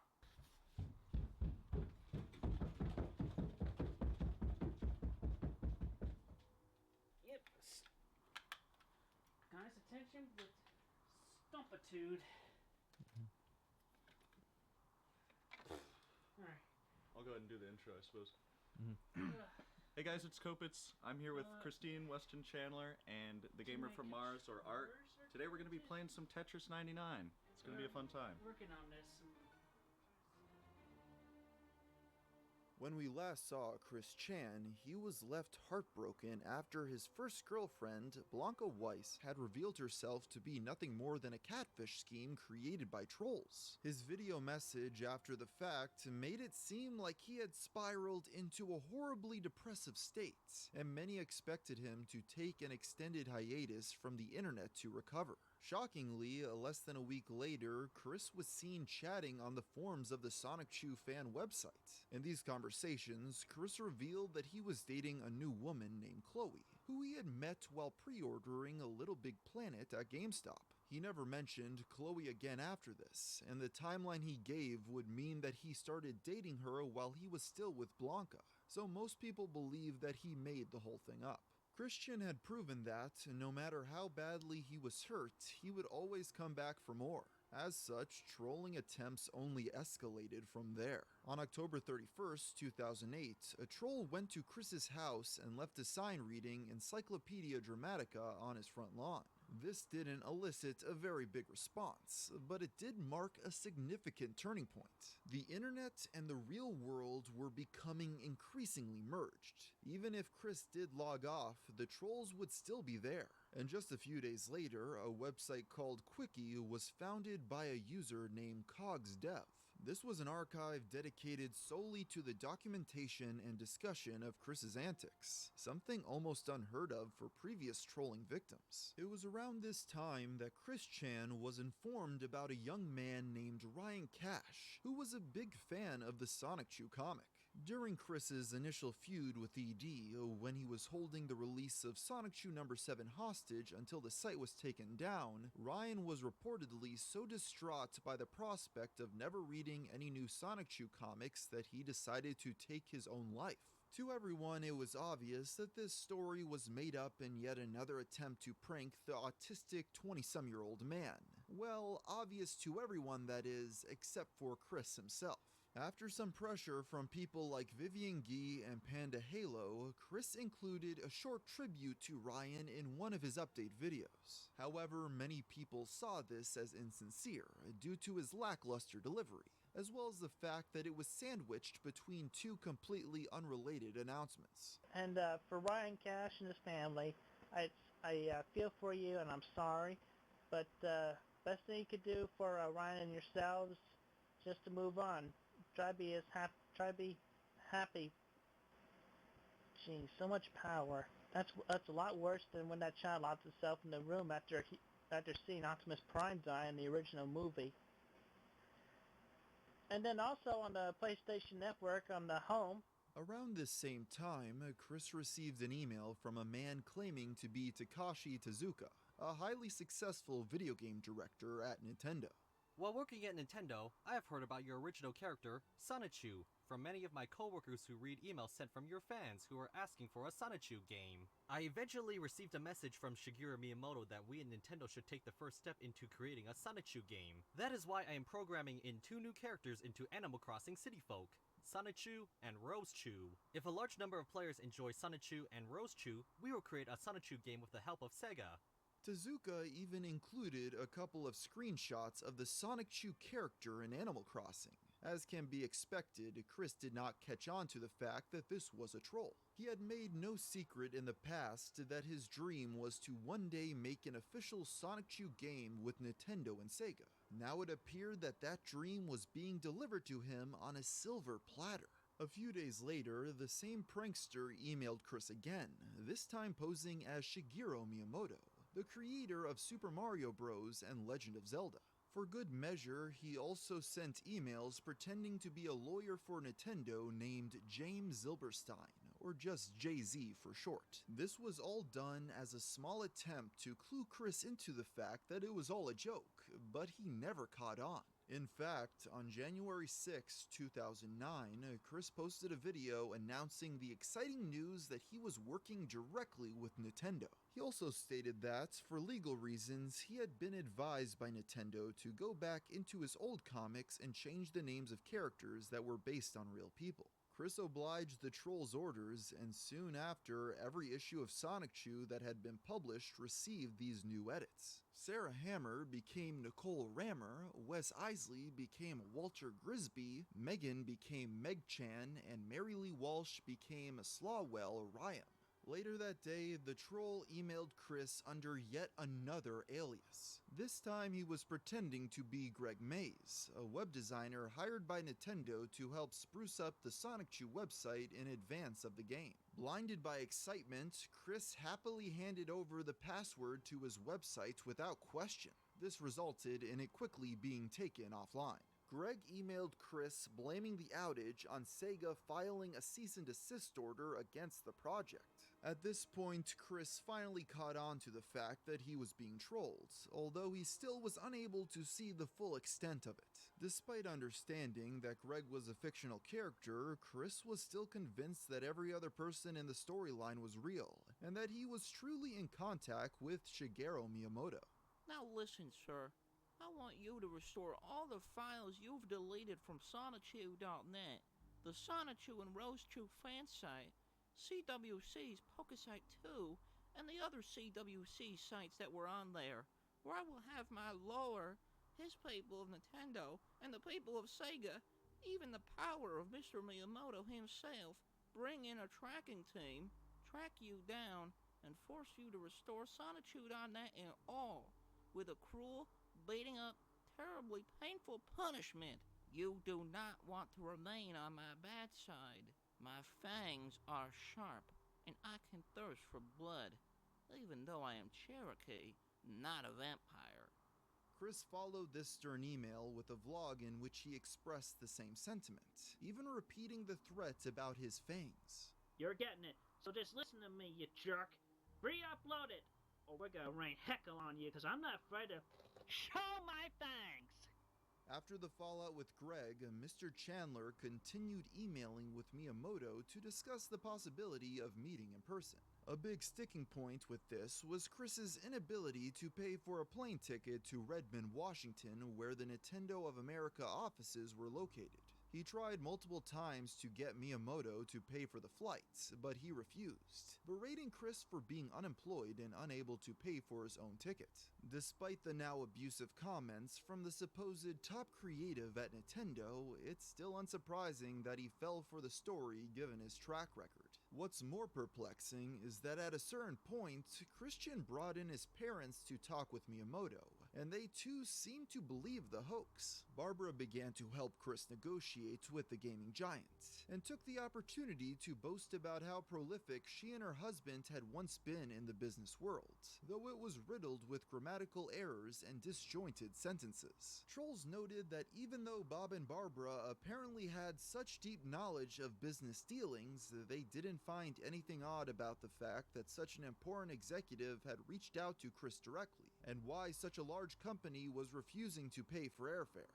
From there, the talks merely went around in circles for a while as both sides refused to back down from their positions. As the Chandler family continued their correspondence with Miyamoto, on January 12th, Greg Mays returned to the story.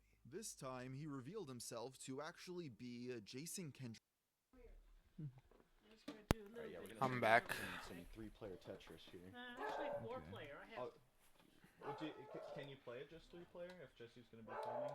Oh yeah, I suppose you can't play it 3-player. I'm gonna eat. So I'm gonna switch the capture to YouTube. And everything's falling. Freaking gravity. It busts me. It confounds me. Organized chaos. This is my creative method. Yeah, I just gotta plug in my switch dock. Because I didn't have enough plugs left to do this. And figure out how we can. I got 2 pairs of Joy-Cons, obviously. So Can I just put YouTube? You. Tetris this way. Using those. I'm trying to set up here, see if we can all play with these. You gay? I'll just put YouTube. In that case, I gotta find the regular basic controller I have. Media? You're gonna need to find that. GameCube adapter, maybe. It's alright. Yeah, No, we don't have GameCube. You got the We Pro don't have that. controller? I don't have an adapter for GameCube. Okay, you have the Pro controller? I have a Pro controller. I just don't know where it is right now. Because the dogs are barking. They're driving me bonkers. We'll do video action. Fuck it. Definitely does not get boring around here.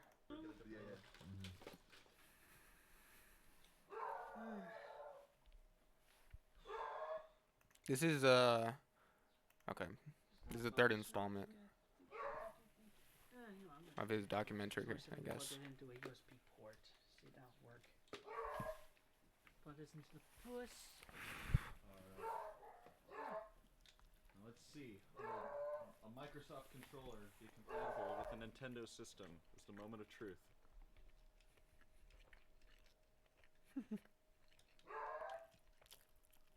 No. No. Dog, shut up! You do that one more time, I'm gonna be like. Let's just make sure we have the controller. Up. Yeah. Up. All right. Up. There we go. All right. Hey. Right when you said that. I just need to turn. There's no batteries. On. Oh. It has batteries. I just gotta turn it on. I understand. There is a. Those dogs! Oh, shut up! I'm gonna bark my head off.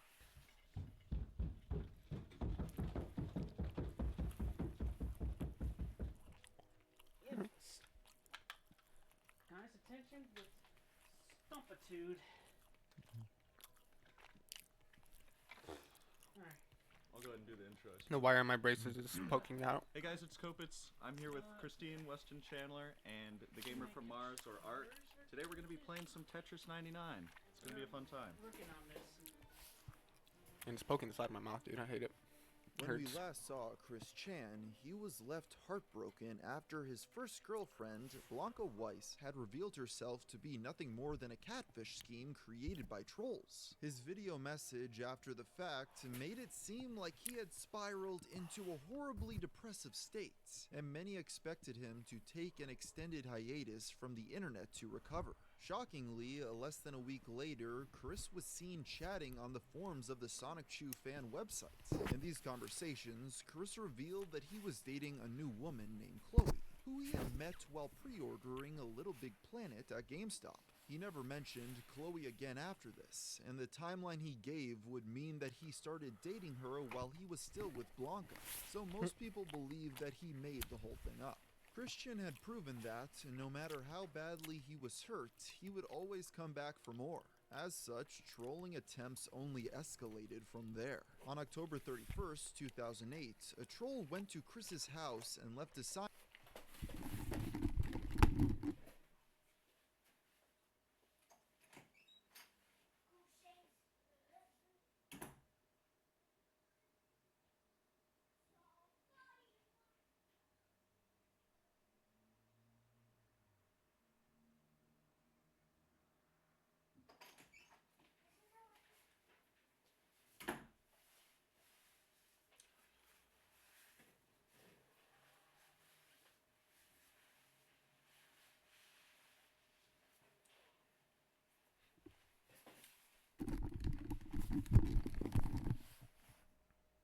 Reading Encyclopedia Dramatica on his front lawn.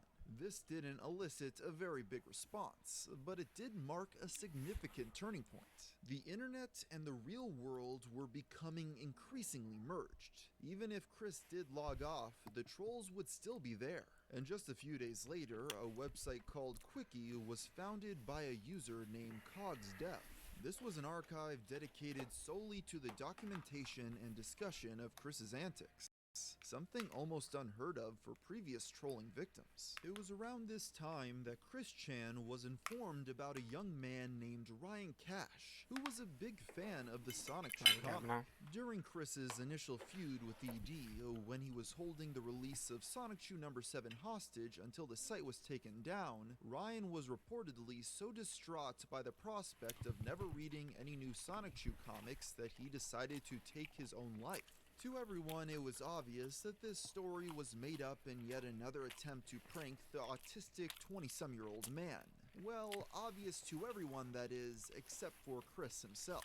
After some pressure from people like Vivian Guy and Panda Halo, Chris included a short tribute to Ryan in one of his update videos. However, many people saw this as insincere due to his lackluster delivery, as well as the fact that it was sandwiched between two completely unrelated announcements. And for Ryan Cash and his family, I feel for you and I'm sorry, but best thing you could do for Ryan and yourselves, just to move on. Try to be happy. Gee, so much power. That's a lot worse than when that child locked himself in the room after seeing Optimus Prime die in the original movie. And then also on the PlayStation Network on the home. Around this same time, Chris received an email from a man claiming to be Takashi Tezuka, a highly successful video game director at Nintendo.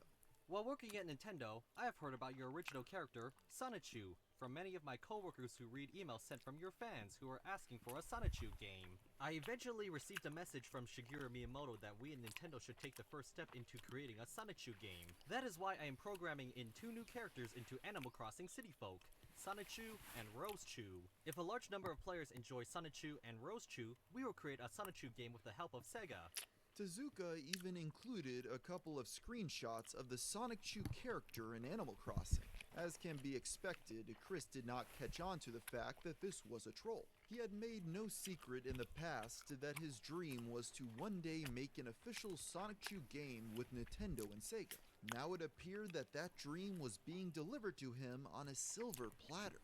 A few days later, the same prankster emailed Chris again, this time posing as Shigeru Miyamoto, the creator of Super Mario Bros. And Legend of Zelda. For good measure, he also sent emails pretending to be a lawyer for Nintendo named James Zilberstein, or just Jay-Z for short. This was all done as a small attempt to clue Chris into the fact that it was all a joke, but he never caught on.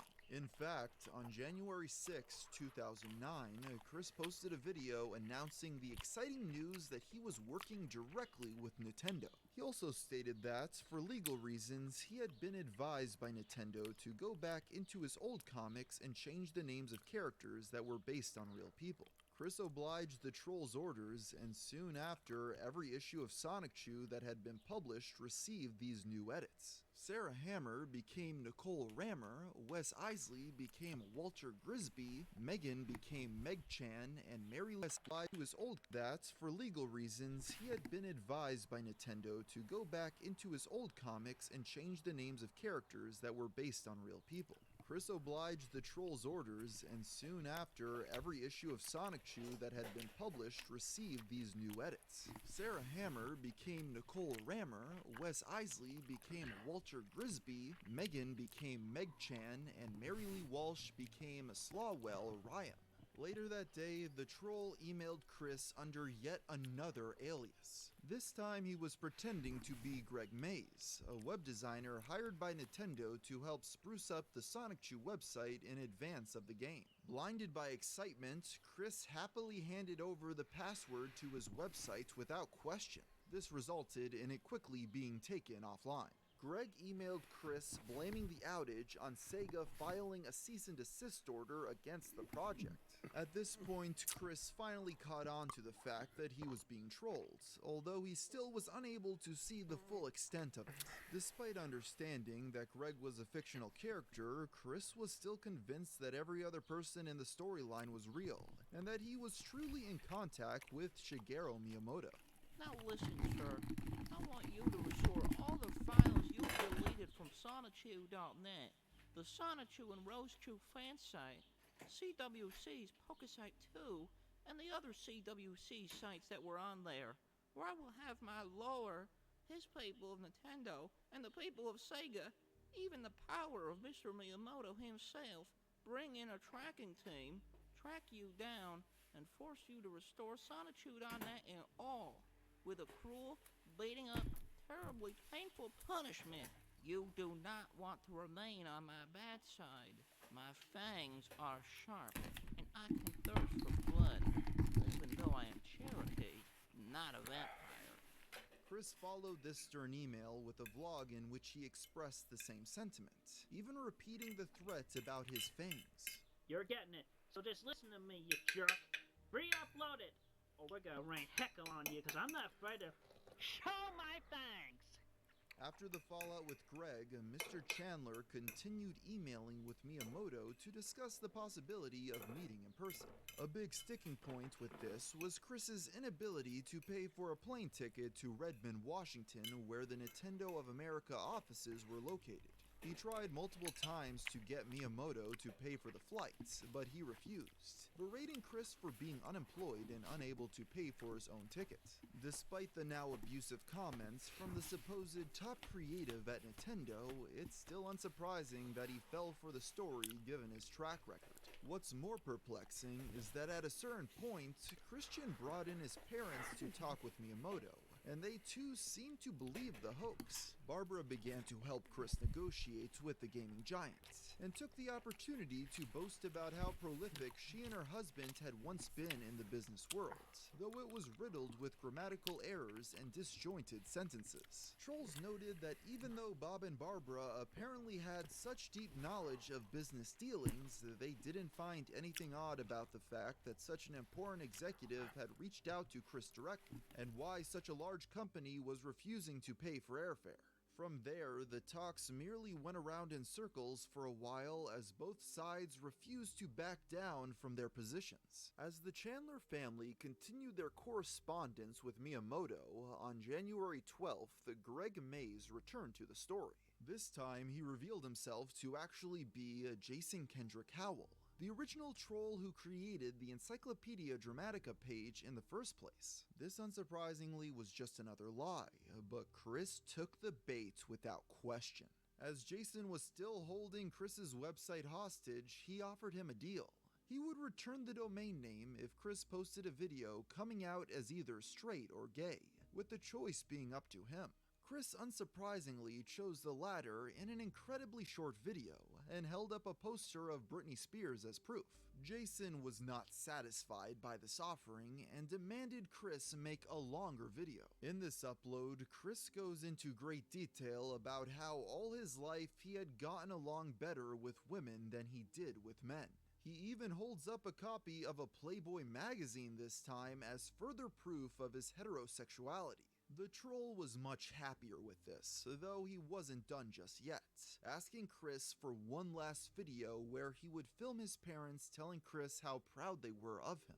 Christian at first agreed, but it seems that it was never actually filmed, as he apparently decided that it would be easier to just make a new website rather than continue to jump through hoops for Jason's amusement.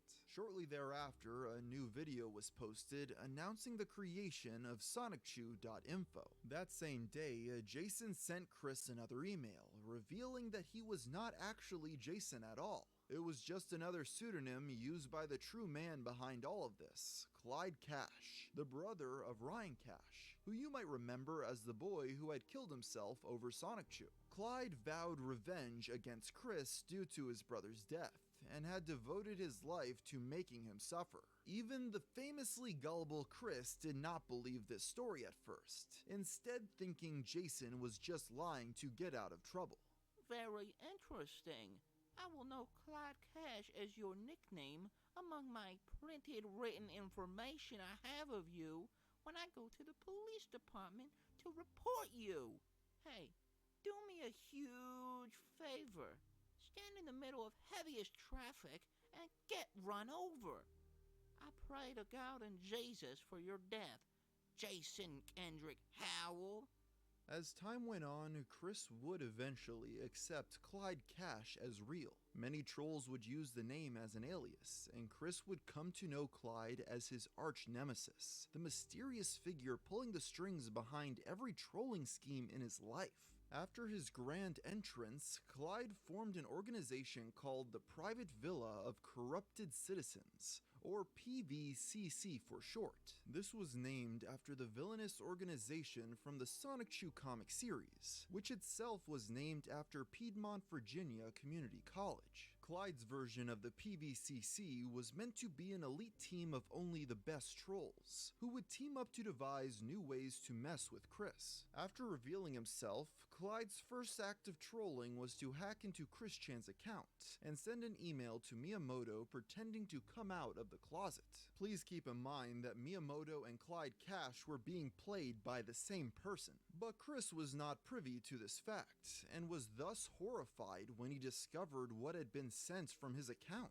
He quickly established that he had been hacked and reaffirmed his heterosexuality. Mr. Chandler also posted a video directed at Miyamoto in order to confirm his identity. In this upload, Chris held up two pieces of evidence: his custom Sonic Chew Wii remote and nunchuck, as well as his driver's license. In another amusing detail, Chris chose to open the video by bowing to the camera as a sign of respect. With the introduction of Clyde and the PVCC, the line between reality and fiction was beginning to blur. The trolls were turning Chris's life into one of the Saturday morning cartoons he was influenced so much by as a child, complete with heroes, villains, and soon enough love triangles. Because as hard as it may be to believe, there was yet another trolling effort running perpendicular to the Miyamoto saga.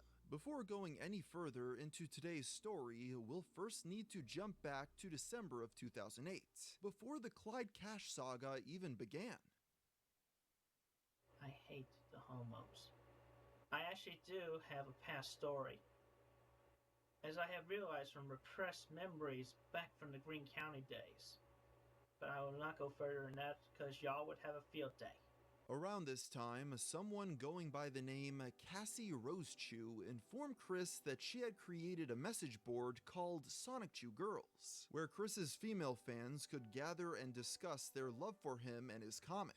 The users of Sonic Chew Girls all heaped compliments onto Chris, treating him like a king and all saying that they would happily have sex with him. Chris clearly loved having such a large harem of women singing his praises, and in February of 2009, he even went so far as to ship Cassie Rosechew a box full of locks of his hair, which she was meant to distribute amongst the other Sonic Chew girls. Reportedly, his hair was greasy and had an unpleasant smell.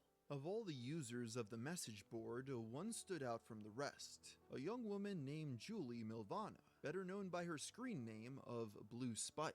Now, Chris had not met Julie on the Sonic Chew Girls message board. She had emailed Chris a few weeks prior and the two had quickly hit it off. Unbeknownst to Chris though, Blue Spike led a double life as a member of the PVCC. At the time when Chris and Julie's relationship began to get more intense, Chris had also restarted a romance with his old flame Sarah Mackenzie, aka Panda Halo. During one night on the Sonic Chew Girls message board, Julie was expressing her displeasure with this relationship, and she believed Chris would be much happier with her. It seemed as though Chris agreed, as he stated he would break up with Sarah in order to date Julie. At that moment, Sarah just so happened to join the chat, and was immediately horrified by what she saw. The three of them began arguing, resulting in Julie leaving the chat and threatening to kill herself. To this, Chris would only say, "Damn." After things calmed down a bit, Julie returned to the conversation, and Chris revealed that he had feelings for both girls. Eventually, he could no longer handle the stress of this discussion and logged off for the night. It would appear that Christian used this time to think about his decision, which was revealed on January 5th with the release of a new Sonic Chew episode. Most of the story was a fairly standard, albeit bizarre and borderline incomprehensible Sonic Chew adventure. The only notable part is at the end, where Chris talks about his struggles choosing between all the women who had been throwing themselves at him lately. He states that the decision was made easier when two paths were taken away with the help of God and Jesus. He starts by bringing up Sarah Jackson, the girl he had been talking to a few months prior who he believed had died in a car accident. Chris chose to memorialize this deceased woman by depicting the moment of her death, and including a drawing of a truck ramming directly into her car. He also brings up Jessie Ruddy, another lady he had been talking to who had revealed herself to be a troll. He ended this section by proclaiming Sarah Mackenzie to be his true sweetheart, officially completing his love quest. Chris did not even mention Julie in this comic, so it's entirely possible that it was completed before he started talking to her. Either way, at the time, he remained devoted to Sarah. Later in January, Chris engaged in an internet relay chat, or IRC, with Clyde Cash along with his friend and popular entrepreneur Billy Mays. In this convo, Chris's immediate priority was to try to get Clyde to be nicer to him. He started by once again offering his condolences for Ryan's death, and tried to relate to him by mentioning how distraught he was after the passing of his dog Patty. This strategy did not work, as it only angered Clyde, who derided Chris for daring to compare a dog to his brother. Chris still doubled down on this point, claiming to have loved Patty as though she was a sibling. He also made an attempt to gain Clyde's respect, claiming that he was courageous for enduring being trolled for so long. Unsurprisingly, these strategies proved unsuccessful, as Clyde and Billy Mays seemed more concerned with finding new ways to annoy their target. Things continued with Christian being tormented by his inability to lose his virginity despite having so many women throwing themselves at him. Clyde brought up the subject of Chris's then-girlfriend Sarah Mackenzie, who he claimed to have raped, a point Chris seemed unfazed by. The troll then decided that the only way to truly infuriate Chris was to resort to a tried and true method, calling him a homosexual. He brought up the now infamous image of Chris wearing his mother's underwear, citing it as proof that he secretly liked men. This is what made Chris finally lose his temper, as he tried in vain to convince Clyde that he wore traditional male underwear most of the time. This angry outburst resulted in Chris stating, "I have numbers of pairs of dirty crapped briefs." The unprompted admission to frequently soiling himself became another prominent meme in the Chris Chan trolling community, and only further cemented people's desire to anger him just to see what outrageous thing he'd say next. The following day, Chris and Clyde engaged in another IRC, this time joined by his girlfriend Sarah Mackenzie. Sarah started by confirming that she had indeed been raped by Clyde, and added that she was now pregnant with his child. Sarah offered Chris an ultimatum. If he managed to turn Sonichu into a successful franchise, she would become his wife and raise the child with him.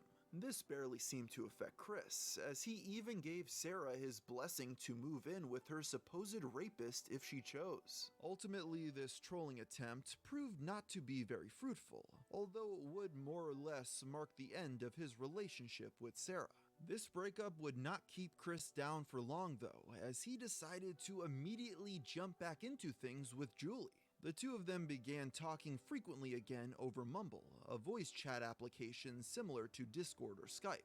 Julie took the opportunity to deepen the lore of her character. She told Chris that she came from the fictional country of Molvania, and that her homeland had been in the midst of a political upheaval after the assassination of their dictator. Chris almost Googled it to check the legitimacy of these claims, coming so close to finally figuring out that he was being lied to, but Julie talked him out of it. These conversations also had the tendency to get a bit sexual.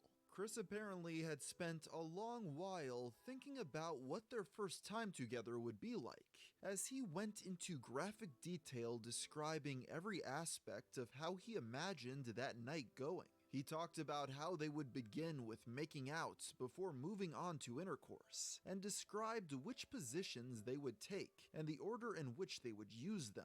He even stated that he planned on eating a good deal of strawberries beforehand in order to make his fluids taste better. Julie was fully supporting this discussion all the way through, telling Chris that she was getting aroused by the thought of it. It appeared that all was going good until Clyde Cash infiltrated the chat and began tormenting Chris. They seemed to fill the classic archetypes of hero and villain, with Julie acting as the damsel in distress. The autistic man's arch nemesis threatened to harm Julie unless Chris gave in to his demands. He was to make a 3-minute long video in which he told the world he was gay. Chris agreed, although he formulated a plan to beat Clyde at his own game. On February 5th, 2009, Chris posted a video in which he appears to come out of the closet, though secretly doesn't. Let me explain.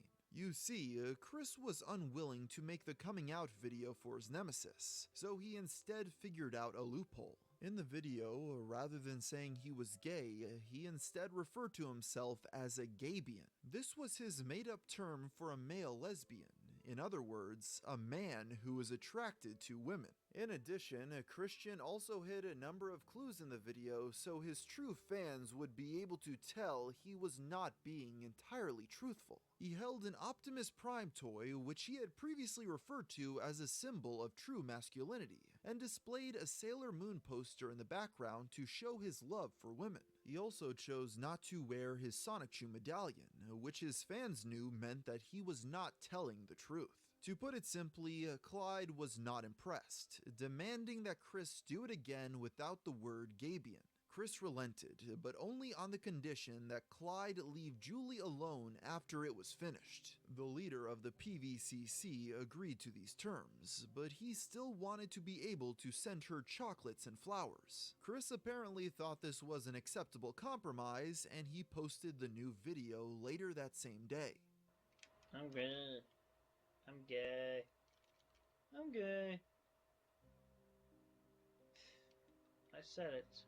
It was clear that this was a man who could not handle the slightest notion that anyone might believe he was attracted to other men. And the very next day, Chris posted a video clarifying that he had only pretended to come out of the closet to protect Julie, despite the fact that he had no concrete proof that she was safe from Clyde just yet. Christian also addressed another demand Clyde had made for him to clean up his room and get rid of some of the toys in order to appear more mature. Chris claimed he had already gotten started on this task by showing a destroyed vibrator he had received for free with a large order from the adult website Adam and Eve. Despite claiming to have never actually used this device, he believed that getting rid of it would satisfy Clyde's desires. Chris's next video would address the Black Saturday bushfires that had been sweeping across Victoria, Australia at the time. He expressed concern for Sarah Mackenzie, as he hadn't heard from her in some time, and thus was worried she had been killed in the natural disaster. Many mocked Chris due to the fact that the fires were nowhere near the part of Australia that Sarah lived in, let alone the fact that she was not real. Regardless, he proceeded to beg Sarah to contact him to confirm if she decided to stay with him or go with Clyde. He apparently still viewed Sarah as his sweetheart, despite his sexual conversations with Julie since the last time he had spoken to her. Chris and Julie also continued to have sexually charged chats over Mumble at around the same time. She was able to get Chris to reveal even more embarrassing details about himself, most notably being that he would occasionally drink his own semen, or as he would call it, recycling it. As he explained it, by consuming the fluids, he would keep his sperm count high and ensure that none of his potential future children would be lost. In addition, Christian admitted to having semi-frequent intrusive thoughts telling him that he was a homosexual. He even told Julie that he had inserted some of the Adam and Eve products into his rectum just to see how it felt, but he did not enjoy it. The love-struck man obviously believed he was telling Julie these secrets in confidence, but as always, they would quickly leak onto the internet. Not only was Julie a troll, but several other members of the PVCC would often lurk in these chats, recording them to find any new insight into Chris's life. Some of these people also took the opportunity to mess with Chris further. On Valentine's Day 2009, as Chris and Julie were engaged in a particularly sexual discussion, pranksters began calling the Chandler family's landline in order to get his parents to walk in on him. They eventually succeeded by telling Bob that Chris was planning to kill himself, which prompted the elderly man to run in on his son, catching him with his pants down. This caused Bob to get very upset, as he threatened to take away his adult son's internet privileges. His choice words of, "Get away from the internet, I'm cutting it down right now," earned Bob the nickname, the Lumberjack. Only a few days later, a video titled "For Julie's Eyes Only" was leaked onto a porn website. This upload showed Chris completely naked as he had intercourse with his blow-up doll while calling out Julie's name. It quickly gained an impressive 3 million views, becoming one of the most watched Chris Chan videos of all time. When he confronted Julie about it, she claimed that her little brother, Max, had hacked into her account and leaked it. The next day, Chris had a conversation over Mumble with Clyde, and a few other members of the PVCC, or as they were now calling themselves, the Miscreants. The trolls seemed to be relishing their new roles as cartoon villains, altering their voices and mannerisms to be as over-the-top and evil as possible. Clyde stated that their mission was to keep Chris a virgin for the rest of his life, mirroring Mary Lee Walsh's goals from the Sonic-Chu comic. They may have been trying to provide a fantasy for Chris, but perhaps on the same level, Chris was providing a fantasy for them. Clyde and the Miscreants dropped many large revelations on Chris during this chat. They revealed that not only was Max one of them, but so were Blanca Weiss, Jason Kendrick Howell, and Sarah Mackenzie. On the subject of Sarah, Clyde also assured him that she survived the bushfires. As this was happening, Max took control of the Blue Spike account and began using it to message Chris. He told him that the Miscreants had kidnapped Julie and were holding her hostage at their secret headquarters in Cleveland, Ohio. A few days later, Chris received an email from Clyde reaffirming this claim, and adding that they were planning to ship her off to China. They then gave Chris an address where he could supposedly rescue her. Now by this point, Chris had proven himself to be able to believe some pretty outlandish things, but most of the Miscreants thought that this was still a bridge too far. Even if he did believe the story, many assumed that he would not actually go through with the journey. Surprising everyone though, in the early morning of February 25th, Chris got in his car and began making the drive to Ohio. He departed without telling his parents, choosing instead to leave a note informing them of what was happening. This was the first time Chris had ever left the state by himself, so when Bob and Barbara discovered the note, they began to panic. The distraught parents called the police and tried to file a missing person case for their son. But when Chris gave them a call upon reaching the outskirts of Cleveland, they calmed down. Chris arrived at the address the Miscreants had given him a day later, but when he rang the doorbell, he was greeted by an elderly woman who had never heard of the names Julie or Clyde Cash before. Even after he was told that no person of his description lived there, a suspicious Chris asked around a few neighbors' houses before realizing that they didn't know anything either. He proceeded to drive home. Despite the whole ordeal being nothing more than a wild goose chase, Christian Weston Chandler seemed to be in high spirits after his solo road trip. This was the most independent thing he had ever done, and this taste of freedom seemed to excite him. Even the trolls had to applaud Chris for being willing to step so far out of his comfort zone to rescue the woman he loved, even if it was just a prank. Their reasons for making him do it may have been cruel, but in a strange way, the end result seemed to be a positive one. Unfortunately, the same can't be said for what would come next, because on March 3rd, Chris was once again hacked, this time by Max, who took control of his website, Yahoo, and PlayStation Network account. This resulted in a long, infamous Skype call between the two of them. While Max's side of the recording is a bit unintelligible, whatever he was saying clearly made Chris viscerally upset. He told Chris that the Miscreants were still holding Julie hostage and gave him a choice. He could either save Julie or get his accounts back. Ultimately, Chris chose to save Julie.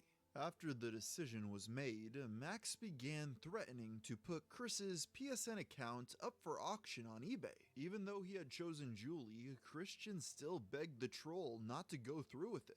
He didn't even seem to mind if he didn't get it back. For some reason, he was just desperate for it not to be sold. And this is when Max saw an opportunity.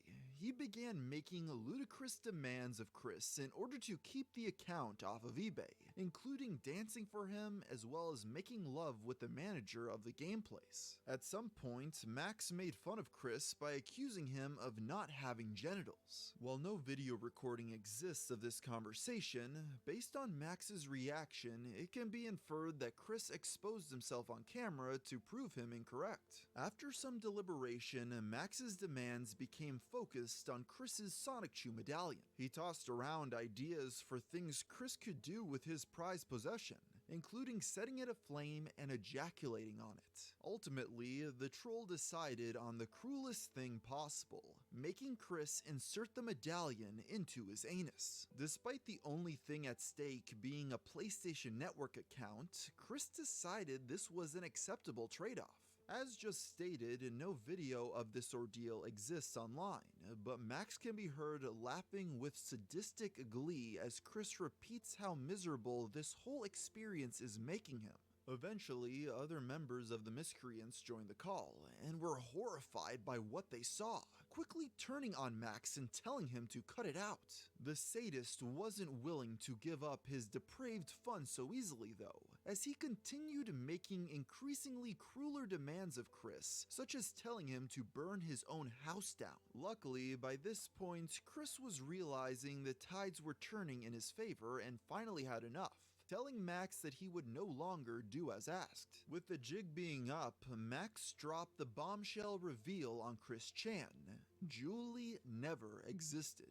As it turns out, both his sweetheart and Max had been characters played by the troll Blue Spike, a boy that was only 13 years of age. Blue Spike then threatened to report Chris to the FBI, as he had been having sexual conversations and sending explicit material to a minor for months. Hearing what was going down, Clyde joined the call and attempted to reel in the teenager's antics. He tried in vain to convince Chris that Julie was real and still being held hostage in Ohio, but at that point the damage was done. The 13-year-olds had torn down the entire facade that Clyde spent months building up. Despite his cruel methods, on some level, Clyde seemed to believe he was helping Chris take some control of his life and gain maturity. But Blue Spike didn't care about that, as he merely wanted the autistic man to suffer. The following day, Christian had a chat over Mumble with the miscreants sans Blue Spike, where he stated he felt sick after the previous day's events. There was a notable change of tone from the pranksters here, as they were clearly treating Chris more nicely, presumably out of a sense of guilt. That didn't stop them entirely, of course. Clyde Cash mentioned that he had Blue Spike killed for what he had done, to which Chris could only respond, "That's sad." For a short while after this incident, the trolls chose to back off, and Chris made a conscious effort to talk to fewer people over the World Wide Web. But as always, it wouldn't be long until both sides were back to their old ways. In fact, a new troll would soon enter the picture. Good evening, citizens of YouTube. I must be quiet because it's at night. I don't want to wake up my parents, so please forgive me for not talking loud, and I hope all you can hear me. Robert Simmons was a man who contacted Chris during the early days of the trolling, posing as an autistic Sonic Chew fan, and was able to quickly gain the gullible man's trust. The two maintained friendly correspondence over the internet until March 15th, 2009.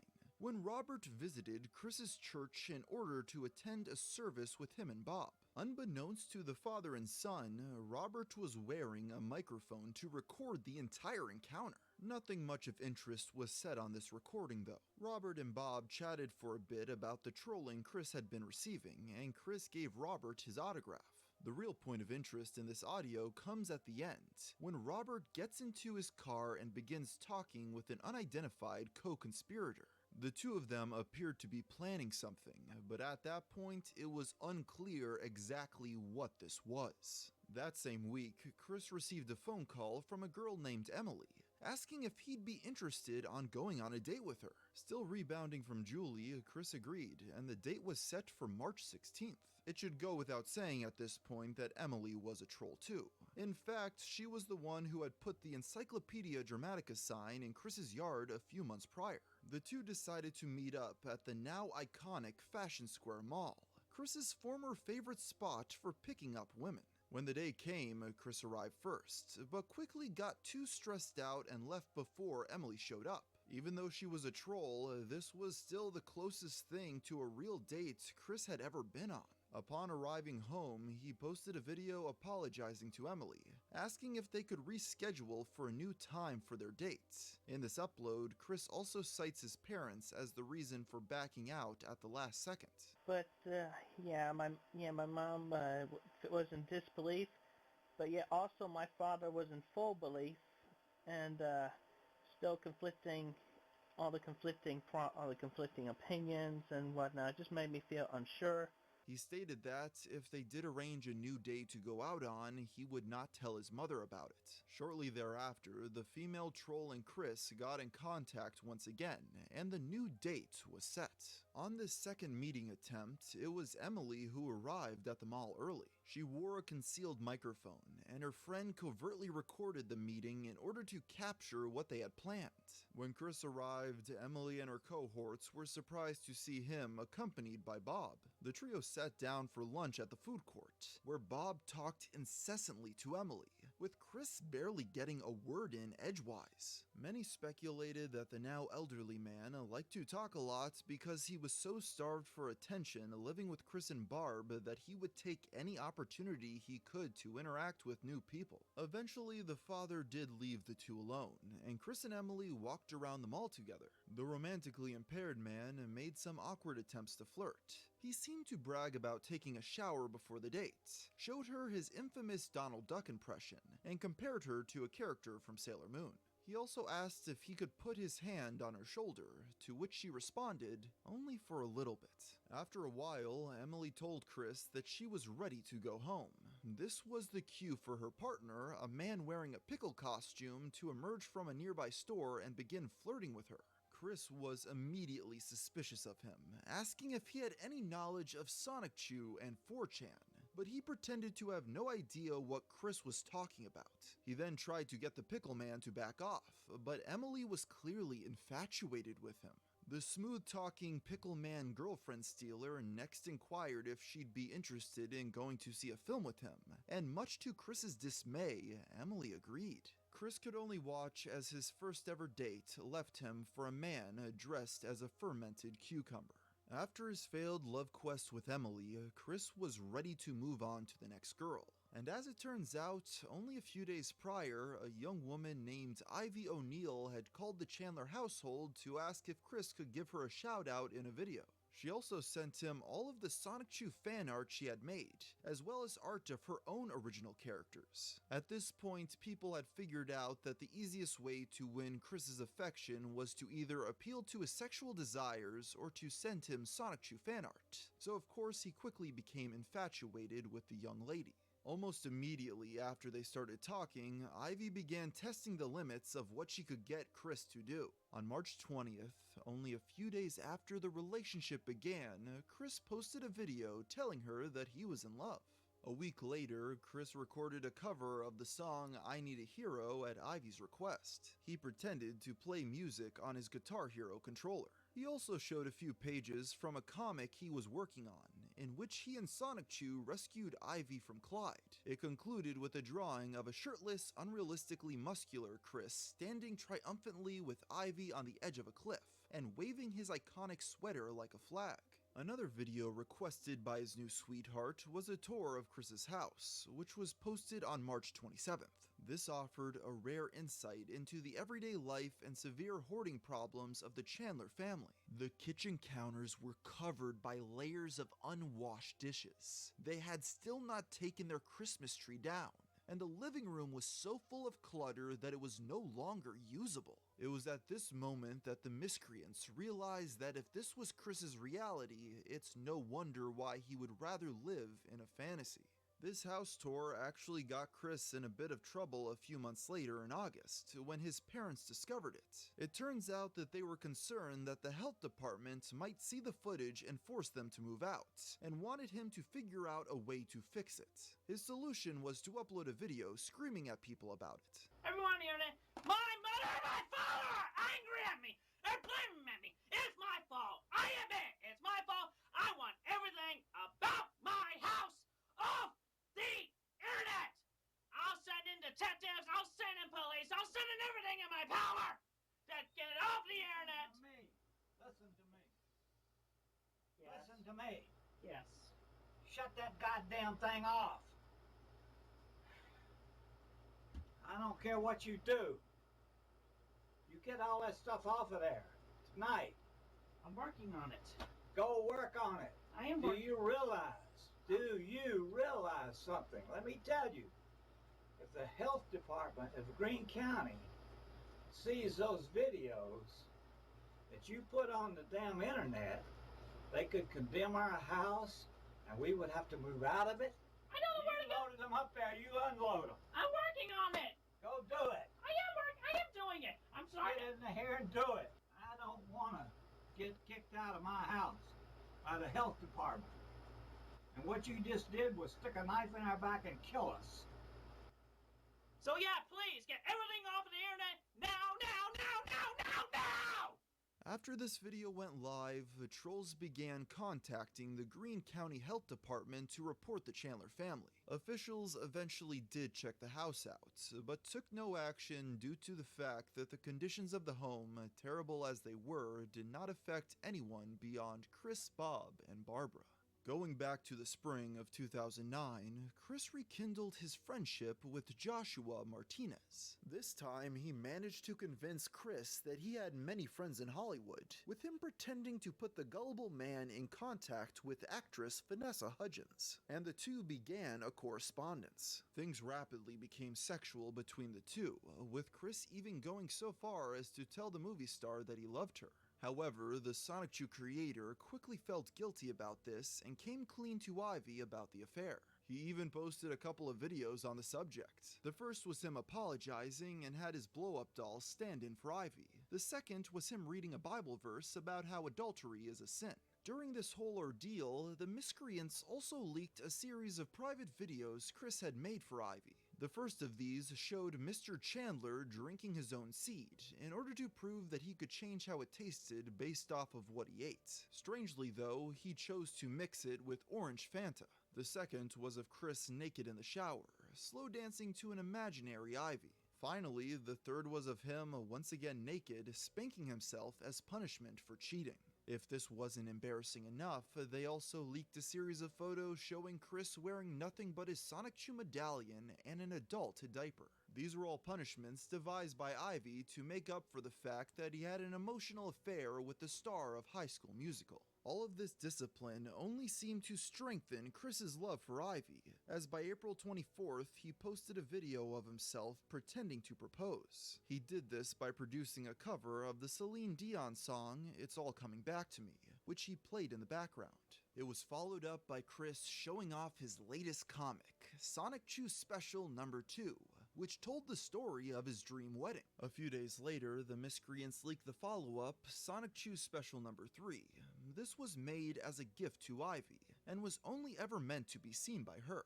The story followed the couple's honeymoon, and them consummating the marriage. As shown prior, Chris wasn't afraid to make his comics sexual, and this was no exception. According to some, Ivy encouraged Chris to make the drawings of his genitals as accurate as possible. His solution was to place his manhood on the paper and trace over it. This resulted in his character's package being roughly the same size as his entire body, leading many fans to nickname it the Giant Penis Comic.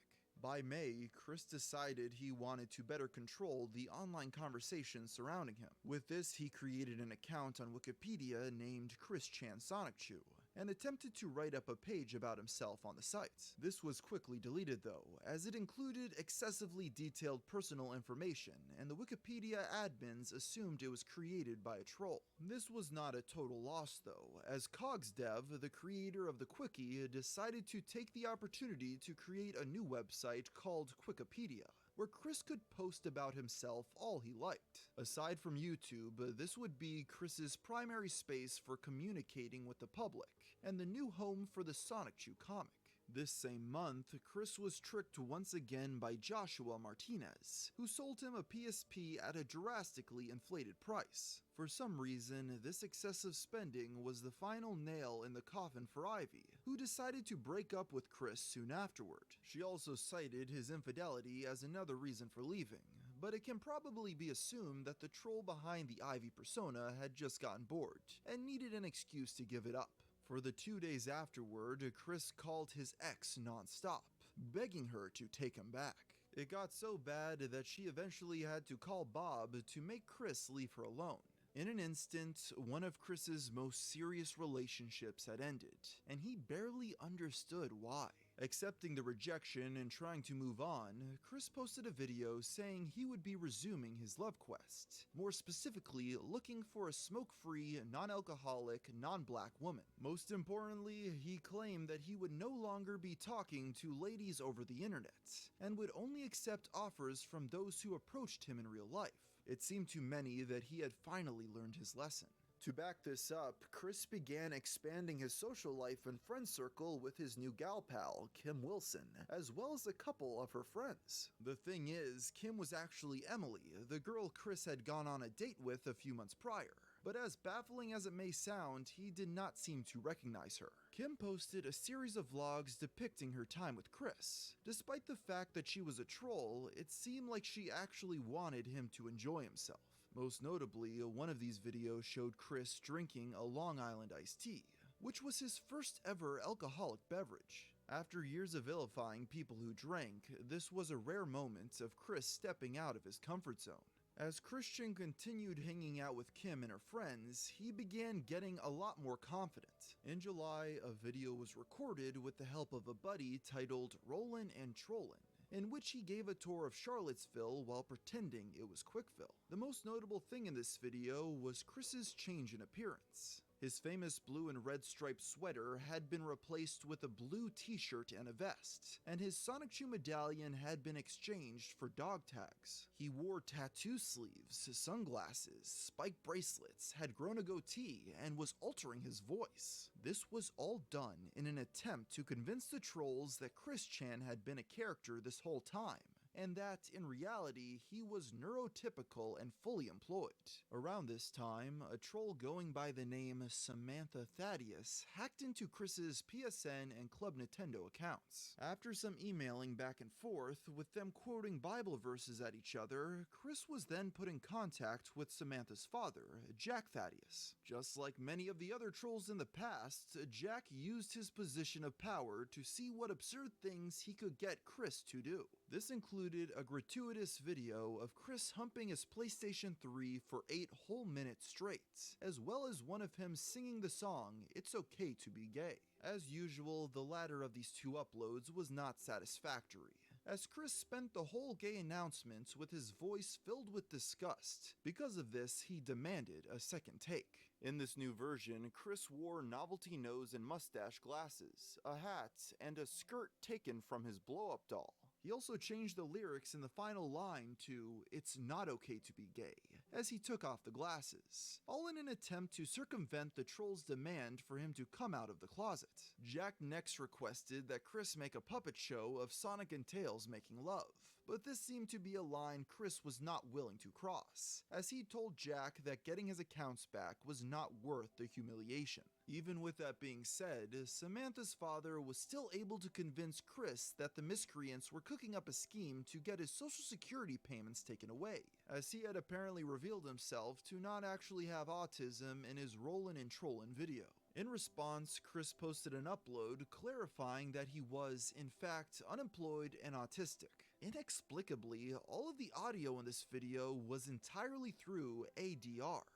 I don't have a job, so there, and I am high functionally autistic, and I'm nearsighted, still a virgin, so there you go.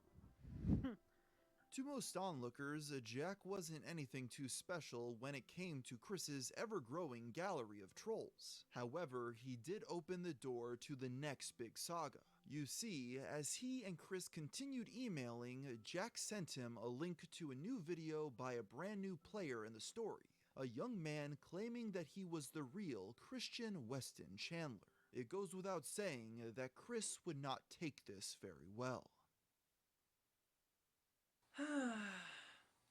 Captain's log. Stardate, June 21st, 2009. My name is Christian Weston Chandler. In the summer of 2009, one of Chris's most infamous adversaries appeared on the scene.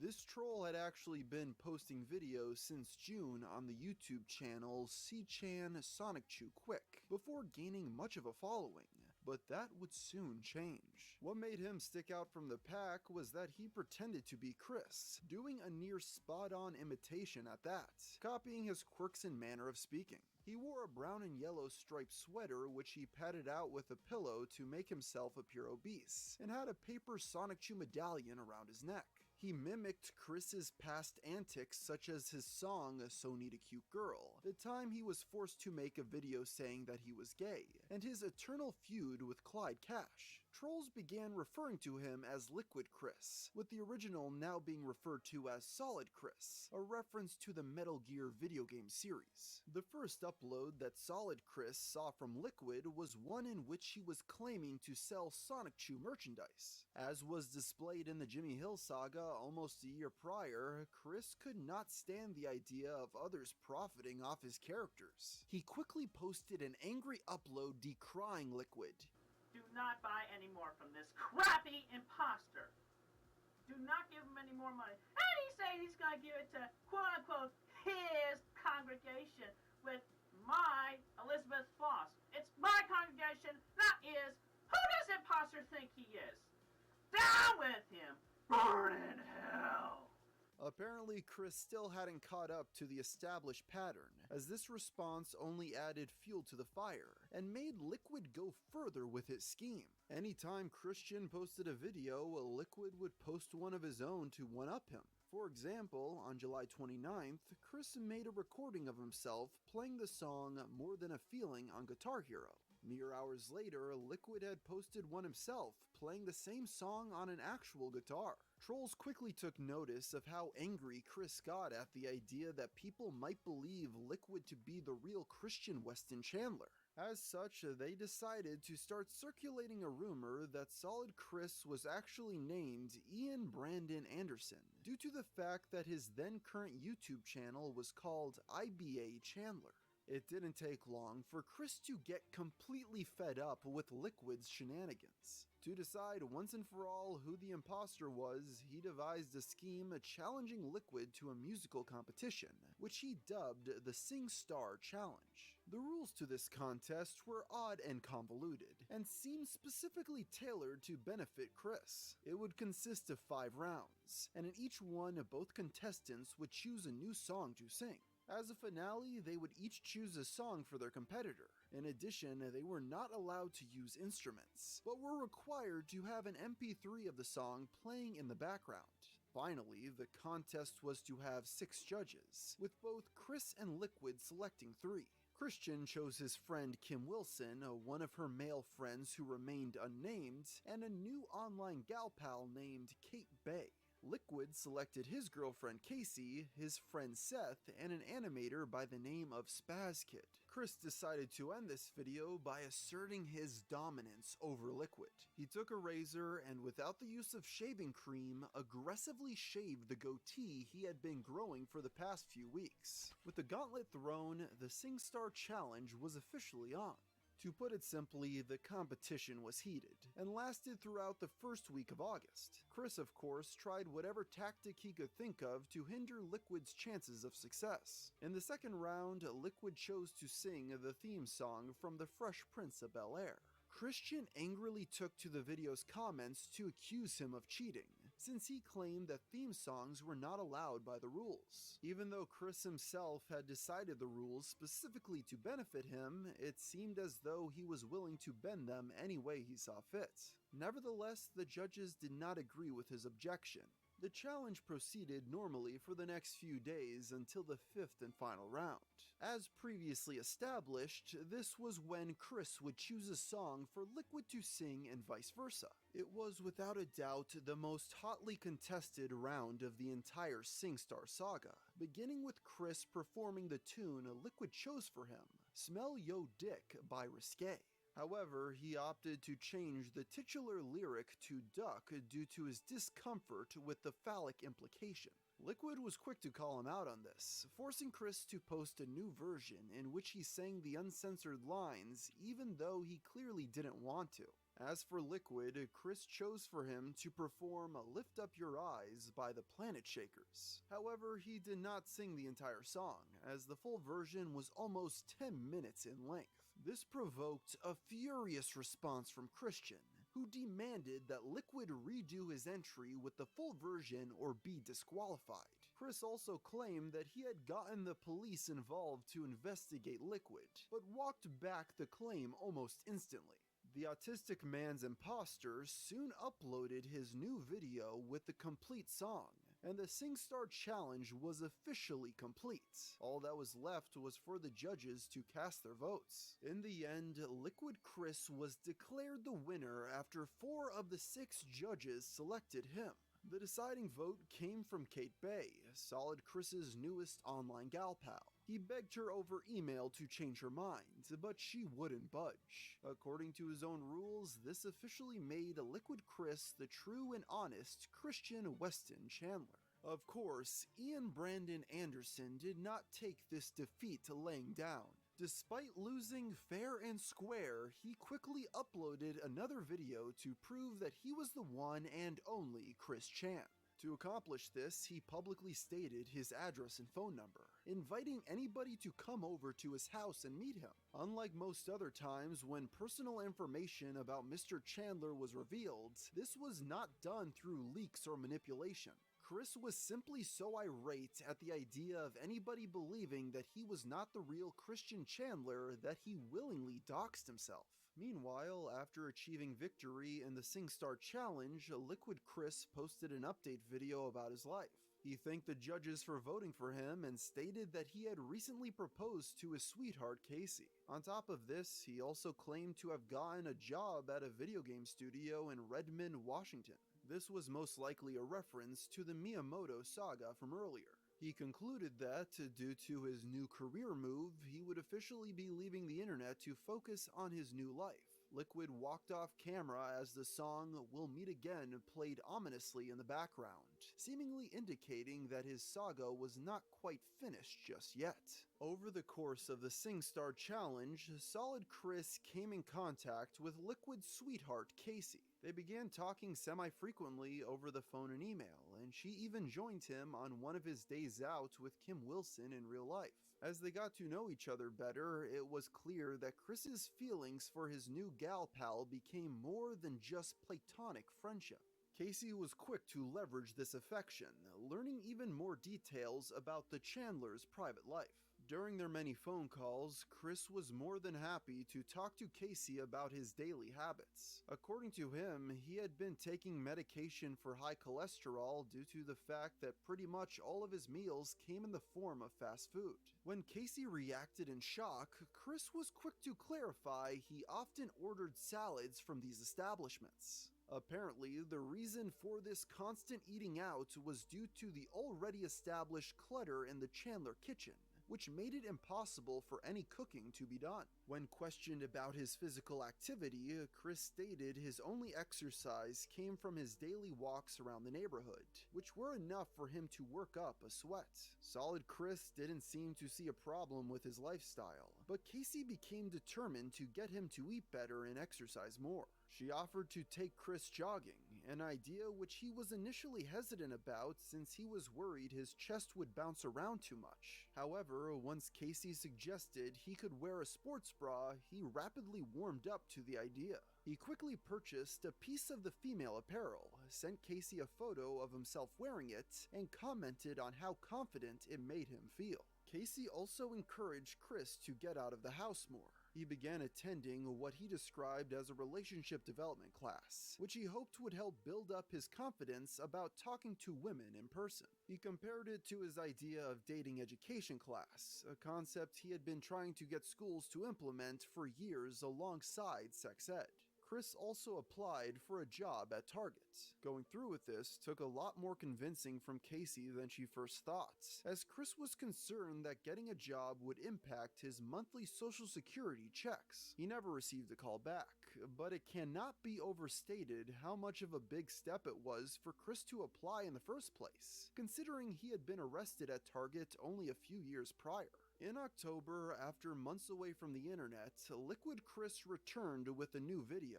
He claimed that he had not made it to his job in Redmond, Washington, as while riding the bus there, he had been drugged and kidnapped by Solid Chris. He then stated that he woke up in the Sahara Desert with blood oozing from his anus. Chris was quick to deny the story. I mean, come on, his story. I mean, like, you know, being put in a meat factory, Sahara Desert, Aladdin people? Huh. And also, he could easily taken the drugs himself. Upon his return, Liquid immediately reignited the feud, claiming that Casey had begun to fall in love with Solid Chris during his time away. But as soon as Liquid returned, she immediately fell back in love with the winner of the contest. This worked incredibly well in riling up the potential target employee. He soon publicly stated his love for Casey, and the battle for her affection was on. Like their previous battle, this was really nothing more than the two of them making videos back and forth. On October 29th, Christian uploaded a diss track against Liquid, sung over the song Walk This Way. By the end, it simply devolved into Chris flipping through his playlist and using each new song to insult Liquid. It was here that Chris claimed Casey was now dating him, which was not true at all. Liquid was quick to respond with his own diss track, rapping to the beat of Eminem's My Name Is. As Solid vs. Liquid round 2 progressed, Casey and the Miscreants devised a way to up the ante, when on November 4th she called Chris and said she wanted him to meet her parents. This was when Casey handed her phone off to a fellow prankster posing as her father, Matthew. It was almost immediately apparent that the point of this chat was to make Christian as uncomfortable as possible. Every time he revealed a new detail about his life, Matthew would grill him on it and express his disapproval. After enduring this for nearly an hour, Chris told Matthew that he had crossed a line. This did not go over well, and the call ended with both Casey and her father being upset. The saga came to a head on November 10th when Chris and Casey had their final phone call. Christian remained largely silent as she grilled him about his behavior towards her father, and how he had seemed to take no significant steps in improving his lifestyle. She informed Chris that she and Liquid would be getting married soon, and that she no longer wanted to be his friend. Later that day, Chris posted a tear-filled video giving Casey and Liquid his blessing. Congratulations on your wedding. I wish you and Chris all happiness in the world. The supposed reason for Chris Chan making this video was to share the other things he wanted to tell Casey before she hung up on him. It seemed like this ordeal had once again left Chris emotionally destroyed. But as Casey even predicted, it wouldn't be long until he had forgotten about all of this and moved on to his next big saga. Cactus Live, star date, November 12th, 2009. It's now time for fan mail. Well, not much fan mail, as it is a little something from the Virginia Library of Congress. Only a couple days after Liquid Chris had ended his storyline, our protagonist uploaded a new video in which his moods seemed to have done a complete 180. Christian happily displayed a letter showing he had officially registered the name Sonic Chew with the Virginia Library of Congress. From the very beginning, people had mocked the idea of Sonic Chew, saying there was no way Chris would be allowed to make money off of the characters without being sued by both Nintendo and Sega. Chris had always refuted this though, saying that Sonic Chew was different enough from the pre-existing properties that it could stand on its own. He seemed to believe that this registration completely validated him, but it's important to note that it was far from a copyright. On November 23rd, Chris noticed some new advertisements that were being showcased on Wikipedia. One depicted Peter Griffin from Family Guy supporting gay rights, and the other showed a Pickle Man mascot promoting a contest for a free trip to Mexico. Chris was irate that these messages were being displayed on his website, and emailed the system's operator, CogsDev, to get them taken down. In response, the admin told him that there was nothing to be done, as the ad space had been purchased legally by Chris's old enemy, Jack Thaddeus. This opened a brand new door for trolls as they found yet another way to drive their target insane. Shortly thereafter, Chris uploaded a video asking his fans for donations in order to remove the ads. Strangely, he chose to single out his European fans, as it seemed he had recently developed a fascination with Europe and its currency. He also expressed his interest in finding official sponsors for the website, with his eyes set on Coca-Cola. As the months continued, Chris's fury at these gay pride ads only grew stronger. In one video, he even claimed that he taped pieces of paper to his computer screen so he didn't have to see them whenever he logged on to the site. By the end of the year, he had reached his limits, editing Wikipedia himself, removing Jack's ads, and replacing them with fake advertisements for Coke and the James Cameron film Avatar. These were quickly taken down, and Chris was informed by CogsDev that they had received a cease and desist order from Coca-Cola, although this was most likely a lie. After this incident, Chris's administrative privileges were revoked. Also around this general time period, Chris began doing a daily mailbag on the Wikipedia. Basically, this was his opportunity to respond to fan emails, speaking with them directly and answering their questions. He would usually give short responses, rarely more than a single sentence, and many wondered if he actually cared at all about it or if it was just simply something CogsDev talked him into. The most interesting bit of information from these, though, was the revelation that Christian had a bizarre and irrational hatred of people with Asperger's syndrome. He seemed to believe that their struggles were nothing compared to those of people with autism, and he despised the fact that the two were often lumped together. This is when an artist by the name of Alec Benson Leary created a comic called Asperchew, taking advantage not only of Chris's hatred of Asperger's, but also his insistence that he own the copyright to Sonic Chew. This comic was clearly a parody of Chris in his life, with the Asperchew character even looking like Christian.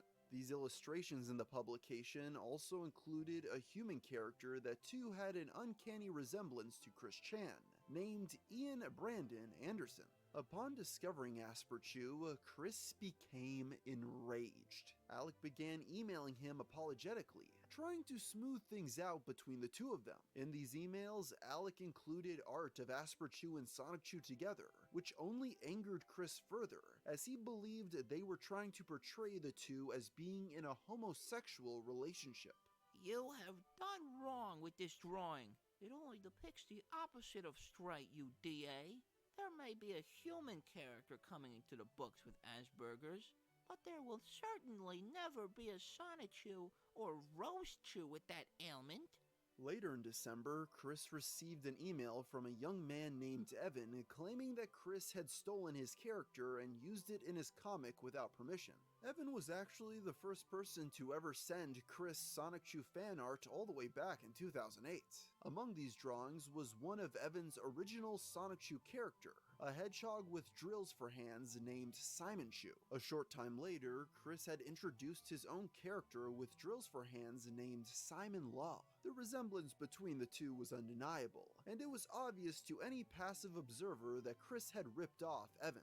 Because of this, he requested that Chris kill off his Simon Law character, but he vehemently refused, calling Evan a monster for even suggesting such a thing. While he scoffed off Evan's demand for now, this would not be the end of the feud.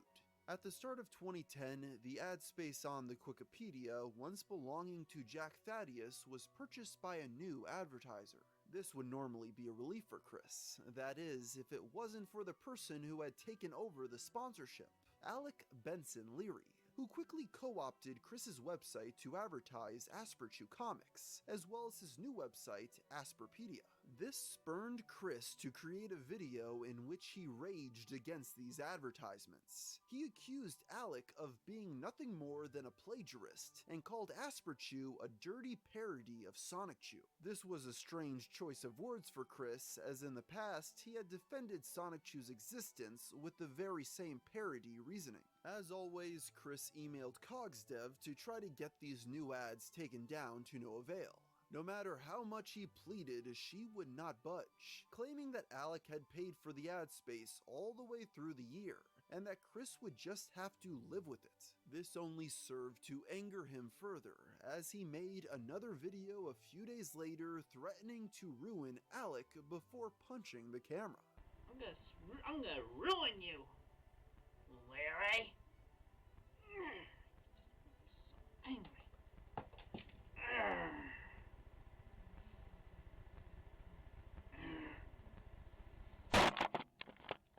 The longer Alec's ads stayed up on the Wikipedia, the angrier Chris became. On January 15th, he posted another video directed at not just Alec, but a few of his friends as well. These included Asperpedia's webmaster Mao Ling, Sean August Watley, a frequent Asperpedia contributor, and Evan. Together, these men would later be known as the Asperpedia 4. The upload concludes with Chris challenging all of them to a fight to decide once and for all who was superior. He even read out his home address yet again so they could come face him directly. As January continued, Chris posted more and more uploads about his hatred for Alec and the Asperpedia 4. In fact, mere hours later, he made a rant in which he spoke a Spanish phrase backwards that he believed translated to "love Sonic-Chew and hate Asperchew." Confused, trolls were able to trace this back to an episode of The Simpsons, where a similar backwards-speaking tactic is used to try to brainwash people to join the Navy. On the 17th, Chris uploaded yet another video about his feelings toward Alec. In this one, he reviewed the Asperchew comic, detailing every single thing he hated about it. Of course, the main thing he took offense to was how it depicted him, specifically citing the fact that Asperchew had a quote-unquote Buddha belly. He went on to criticize its anti-religious themes, as well as the excessive violence and nudity. To that last point, Chris did address the fact that Sonic-Chew had seen its fair share of nudity as well. However, he had defended it by stating it had all been censored, seemingly ignoring the fact that he had originally posted it all uncensored. The irate man concluded this video by claiming he would be getting the FBI involved in the case, and telling Alec that the spirit of his dog Patty would haunt his nightmares and eat his soul.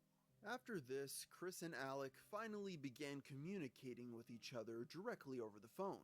Their first conversation began on the subject of the promotions placed on the Wikipedia. Surprisingly, Chris seemed ready to compromise on this matter, saying he wouldn't mind so much if the ads were regulated only to the site's sidebars. In addition, he also said that he should be able to run his own ads on Asperpedia just to make things fair.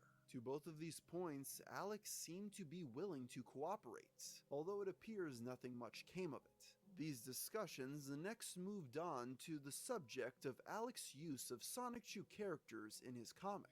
Chris demanded he stop, or at least change their names, but Alex stood his ground. For some reason, the topic was shifted to Alec and Chris pointing out the various lore differences between the two universes, such as the fact that in his world, Sonic-Chew was a Pokemon, while in Alec's, he was just a species of animal. This led the troll to his next argument.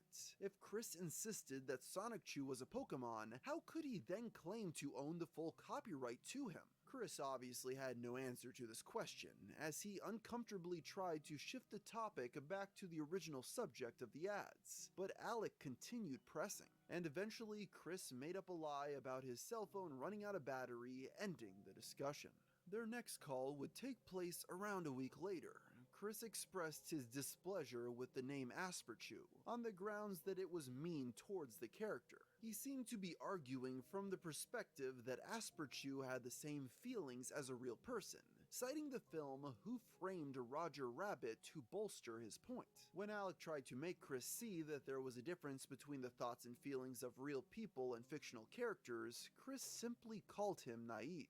Realizing that this conversation was going nowhere, Alec shifted the topic to Chris's continued use of Simon Law in his comic despite Evan's objections. Chris dug his heels in, insisting that Simon Law had not been inspired in any way by Simon Chew. Alec pointed out by Chris's own logic that there was a possibility Asperchew was not based on Sonic-Chew. On top of that, he also read off of Chris's official Wikipedia page about Simon Law, where he directly credited Simon Chew as being the basis for the character. Chris was once again backed into a corner, and he was forced to say he would consider writing Simon Law out of his comic. As these regular phone calls continued, Alec began asking Chris to publicly apologize for the things he had said about the Asperpedia 4. He eventually relented to this point, but Alec was not happy with the apology he made, as he spent most of the video expressing his continued frustration with the ads on the website. It seemed to him that Chris Chan was not actually sincerely sorry, and was only apologizing in the hopes that it would make Alec remove his advertisements. The second apology was equally poor. He was at least able to name the things he was sorry for, specifically the threats he made against Alec and his theft of Evan's Simon Shoe character. He carefully worded it as to not technically give up the rights to Simon Law, only Simon Shoe. As if this weren't enough, just a few hours earlier, Chris had made a video cursing and threatening Mao over new pro-gay ads that were appearing on the Wikipedia. Eventually, Alex stopped asking Chris for more apology videos, as it became increasingly clear that he would never learn his lesson. The way the man spoke to Chris was like a parent disciplining a child. Unlike many of the other trolls who just wanted to see a reaction, it seemed like Alec had a genuine desire to make Chris see the error of his ways. But as he would soon discover, this strategy didn't work. February 25th, 2010 was a big day in Chris Chan history, as it marked the publication of Sonic Shoe number 10. Which would prove to be one of the most bombastic comics he had ever made, because it attempted to exact revenge on practically every troll who had ever wronged him over the past year. The story opens with Chris being released from the time void he had been trapped in several issues prior. He detailed what had transpired while he was away, how he had traveled to the future and met his wife, a woman named Lovely Weather.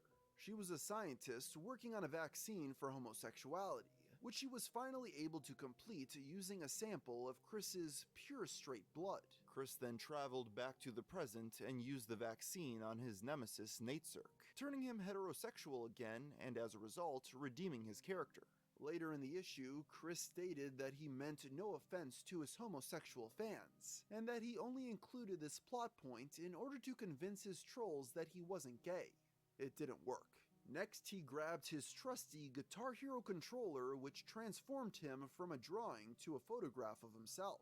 Chris and his band, the Hedgehog Boys, played his original song, Revive Zordon, a Power Rangers parody of Cat Scratch Fever by Ted Nugent. The tune was played so loud that it caused the 4-cent garbage building to crumble. As everything collapsed around them, Clyde Cash and Jack Thaddeus grabbed one another by the hand and fell to their deaths. In Chris's mind, this was meant to humiliate them, implying that they were gay just before killing them off.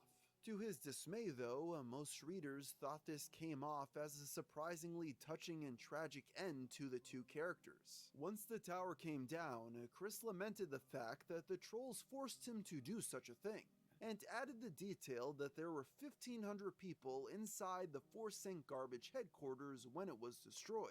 The final part of the story came when Chris traveled to the home of Alec Benson Leary and wiped all of the contents of Asperpedia from the internet. Despite the fact that this issue was all about him getting back at the trolls, he did use this section to somewhat honor the wishes of Alec and Evan by killing off Simon Law. Yet he did this in his own spiteful way, depicting Evan as the one to kill her by planting an exploding Pokemon in her bathroom. Following the lengthy courtroom scene, the entire Asperpedia 4 were found guilty of Simon Law's murder and sentenced to death. Each of them received a different grisly fate. Alec was put in an electric chair, with 10 of Chris's characters simultaneously pushing the button to end his life.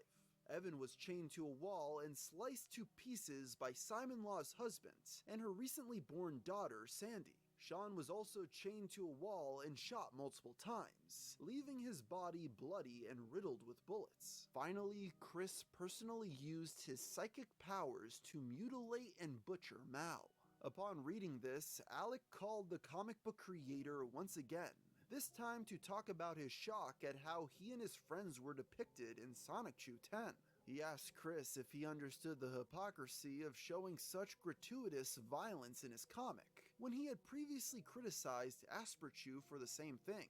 But Chris defended himself by saying he had only done it because of how angry he was that they made him kill Simon Law. To that point, Alec mentioned that Chris had effectively broken his end of the agreement by introducing the character of Sandy, who was basically just a new version of Evan's creation. Chris, of course, disagreed, and this arguing ultimately went nowhere. This would be their final phone call. Are you positive you really understand how I feel about you, Mr. Hans Asperger? Yeah. Yeah? Baka! I feel dislike towards you for selfishly putting your ill name in association with autism. At the same time he was dealing with the Asperpedia 4, Chris had also begun attending a young adult social club in hopes of meeting new people, and drumming up more interest in Sonic Chew. It was here that he met a young woman who he referred to as the Wallflower in order to respect her wishes of remaining anonymous on the internet. The two of them seemed to hit it off quite well at first, although she was quick to inform Christian that she was not looking for a relationship, and only wanted to be friends. Chris, being Chris, however, still thought it would be a good idea to escalate things. The now 28-year-old man and the Wallflower emailed back and forth frequently over the coming months, and eventually decided to start collaborating on a fantasy story together. During this correspondence, Chris continued to try to get closer with her. This only served to make the young woman more uncomfortable though, as she requested Chris limit the visits he had apparently been making to her home. I don't want to sound mean or anything, but I would like some space between visits. I like you and you're nice, but I only just met you. I am in no mood for an actual relationship, and during the once-a-month thing, I want to visit with the other young adults too. On March 9th, Chris posted a custom level he had been making on the game Little Big Planet titled The Guardians of the Owl Kingdom. This was meant as an adaptation of the fantasy story he had begun writing with the Wallflower. In the level's description, Christian referred to his co-writer by her online name, Damien Antaria. The trolls were quickly able to use this information to track down the Wallflower's true identity, and decided to email her a link to the quickie. To put it mildly, she was horrified that her private information had been discovered, and was even more disturbed by the things she read on the site. She emailed Chris furious about the entire situation, demanding he find some way to remove all the info about her from the internet. Chris tried to explain, blaming the trolls for all his problems, and concluded his email by saying he loved her, which seemed to be the last straw. I don't love you and I hate you for this. Everything was fine until I met you. I don't know why I took up Mom's offer to go to the social club. I had enough friends here at home and on the internet. As Chris was reeling from yet another loss of a gal pal, he received an email from a troll calling himself Surfshack Tito, claiming to be the one who sent the Wallflower the link to the quickie. He differentiated himself from the other trolls by taking on the persona of a pre-established character from the cartoon Rocket Power, often ending his emails with the same words of wisdom given by his fictional counterpart on the show. Chris decided to email the Wallflower in order to warn her about this new Nickelodeon-themed troll, but she still wanted nothing to do with him, telling Chris that she had a boyfriend now, although this was most likely a lie, so he'd leave her alone. For some reason, Chris assumed that her new boyfriend was Tito, going so far as to post a video threatening him in the hopes of getting the Wallflower back. Despite her wishes to remain anonymous, Chris accidentally said the Wallflower's real name twice in this upload. This upload is also memorable because Chris decided to wear a kilt and blast Celtic music in the background while threatening his new foe. This was because of the Wallflower's love of the band Celtic Woman. Later that day, he uploaded another video directed at the poor young girl, begging her not to leave him.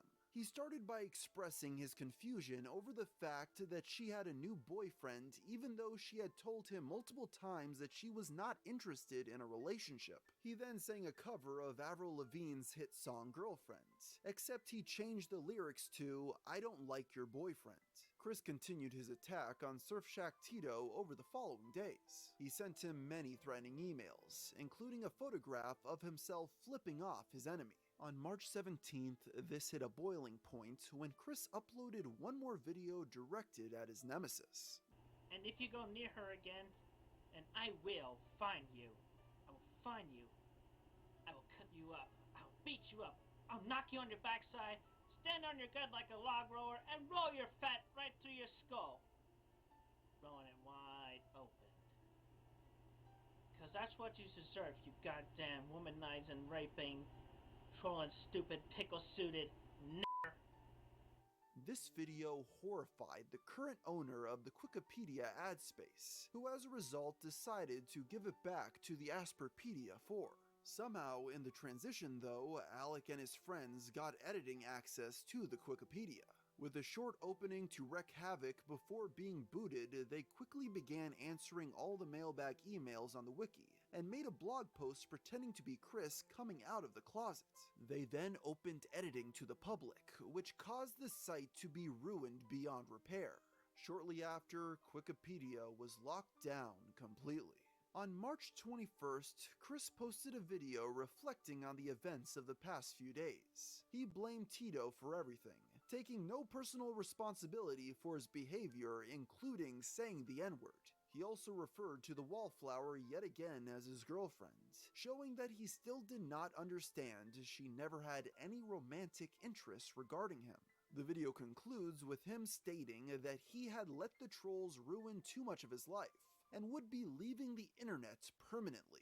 For nearly 2 years at this point, Chris had been the target of non-stop trolling. The miscreants really had turned the man's world into a cartoon.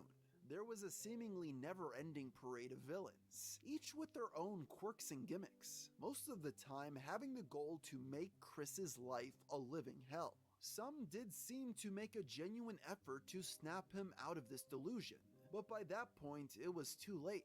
Even after Chris's recorded farewell, the ever-growing audience watching these shenanigans unfold knew it wasn't a question of if he would come back, but when.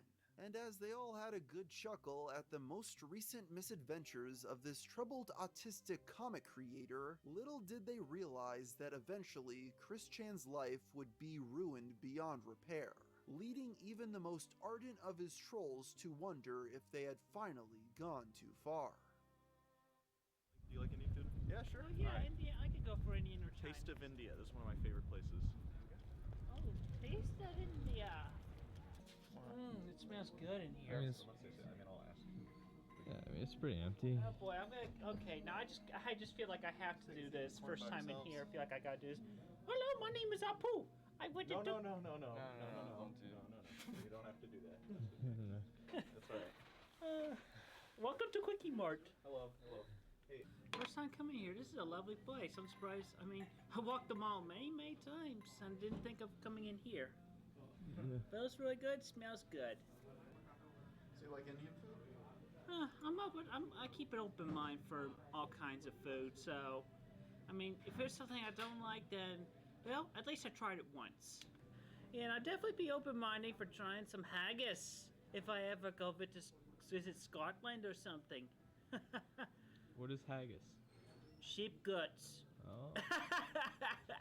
I never noticed this, but oh, Susanna, don't you cry for me? I come from Alabama with a banjo on my knee. Twang, twang, twang, twang, twang, twang, twang. Oh, excuse me. Is it possible that we can get a picture? You're the owner of Sonic Shoe, right? Yes! Yeah! Can we get a picture? Yes. Do you want me to take it for you guys? Yeah, that'd be great. Thank you so much. I couldn't believe it. I saw you and I was like... That's awesome. Yes, hello. There you go. Thank you so much. It was great to meet you. Nice to meet you too. Nice to meet you too. Thank you. Have a good day. Take care. It doesn't happen often, but when it does, it's very humbling. Yeah, I've never. So you don't get people coming up to you too often? I'd say on average, probably like once or twice a month. Okay. But it's very humbling and good when it happens. Yeah, but anyway, that was one side of the park with the statue. It would come up on the other side of the park, and house on the side of the street where the library is at.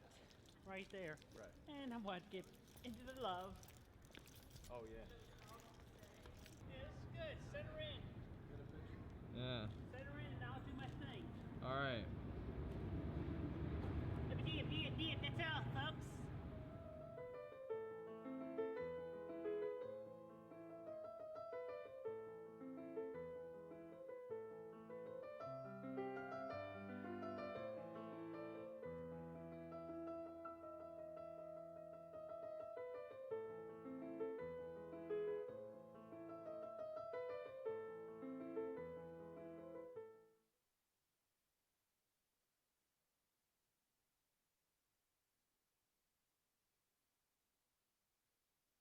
I never said it was the victim!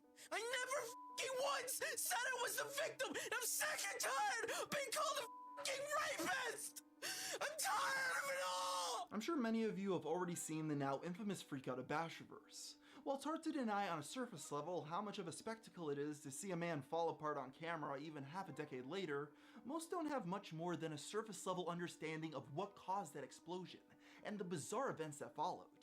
This is a story of betrayal, exploitation, lies, sexual harassment, doxing, hackers, and death threats, with the man in the center of it all who was completely unequipped emotionally to handle the pressure. Even all these years later, it's hard to understand the context of that video, but after hundreds of hours of research, today I will try my best. This is the Basherverse conspiracy. Wow, what a great day to be picking flowers. Oh, speaking of, you're mine, little buddy.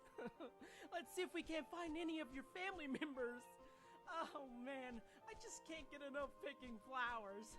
They said that I'd be a great flower picker when I grow up. The year is 2015, an era in which easily excited Minecraft Let's Players reign supreme on YouTube, while drama channels begin to make their way to the center of the internet landscape. Among the rising stars of the Minecrafter genre was a man by the name of Brandon Asher, or as he was known by his fans, Basherverse. A lover of video games from a young age, Brandon found success online with a series titled The Legend of Hobo. This was a scripted show that took place entirely in Minecraft, making it very popular with kids and quickly racking up millions of views. This caught the eye of other famous Minecraft YouTubers at the time, such as Sky Does Minecraft and Captain Sparkles, who wanted to play with him. In the blink of an eye, he went from a random guy playing games in his room to hanging out with some of the most popular stars on the World Wide Web. As if things couldn't get any better for Brandon, he also met a fan on his Twitter by the name of Clara Swan, known online as Clara Babylegs. The two quickly hit it off and began dating, with Basher even flying Clara out from her state of Tennessee to live with him in his Seattle home, as it became clear this relationship had become more than just a passing fling. Whether intentional or not, these two were quickly becoming a power couple in the online world, as her follower numbers began to grow. With their continued success, Brandon and Clara moved to California to join a YouTube house called BAM Lounge, a collaborative project involving several creators such as Birdgasm, Aviator Gaming, and Jobless Garrett, living in one big house making comedy videos. The type of content on this channel usually ranged from pranks, vlogs, and sketches, with the personalities involved becoming so popular that they were even in talks behind the scenes about starting a full-fledged BAM Lounge reality show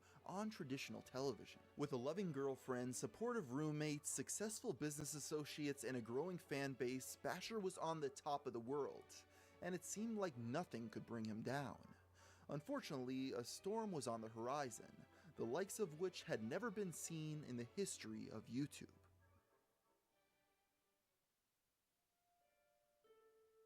Daniel Keem, otherwise known as DJ Killer Keemstar, has always been a polarizing figure on YouTube, racking up a total of 5 channels that have been terminated over his time on the site.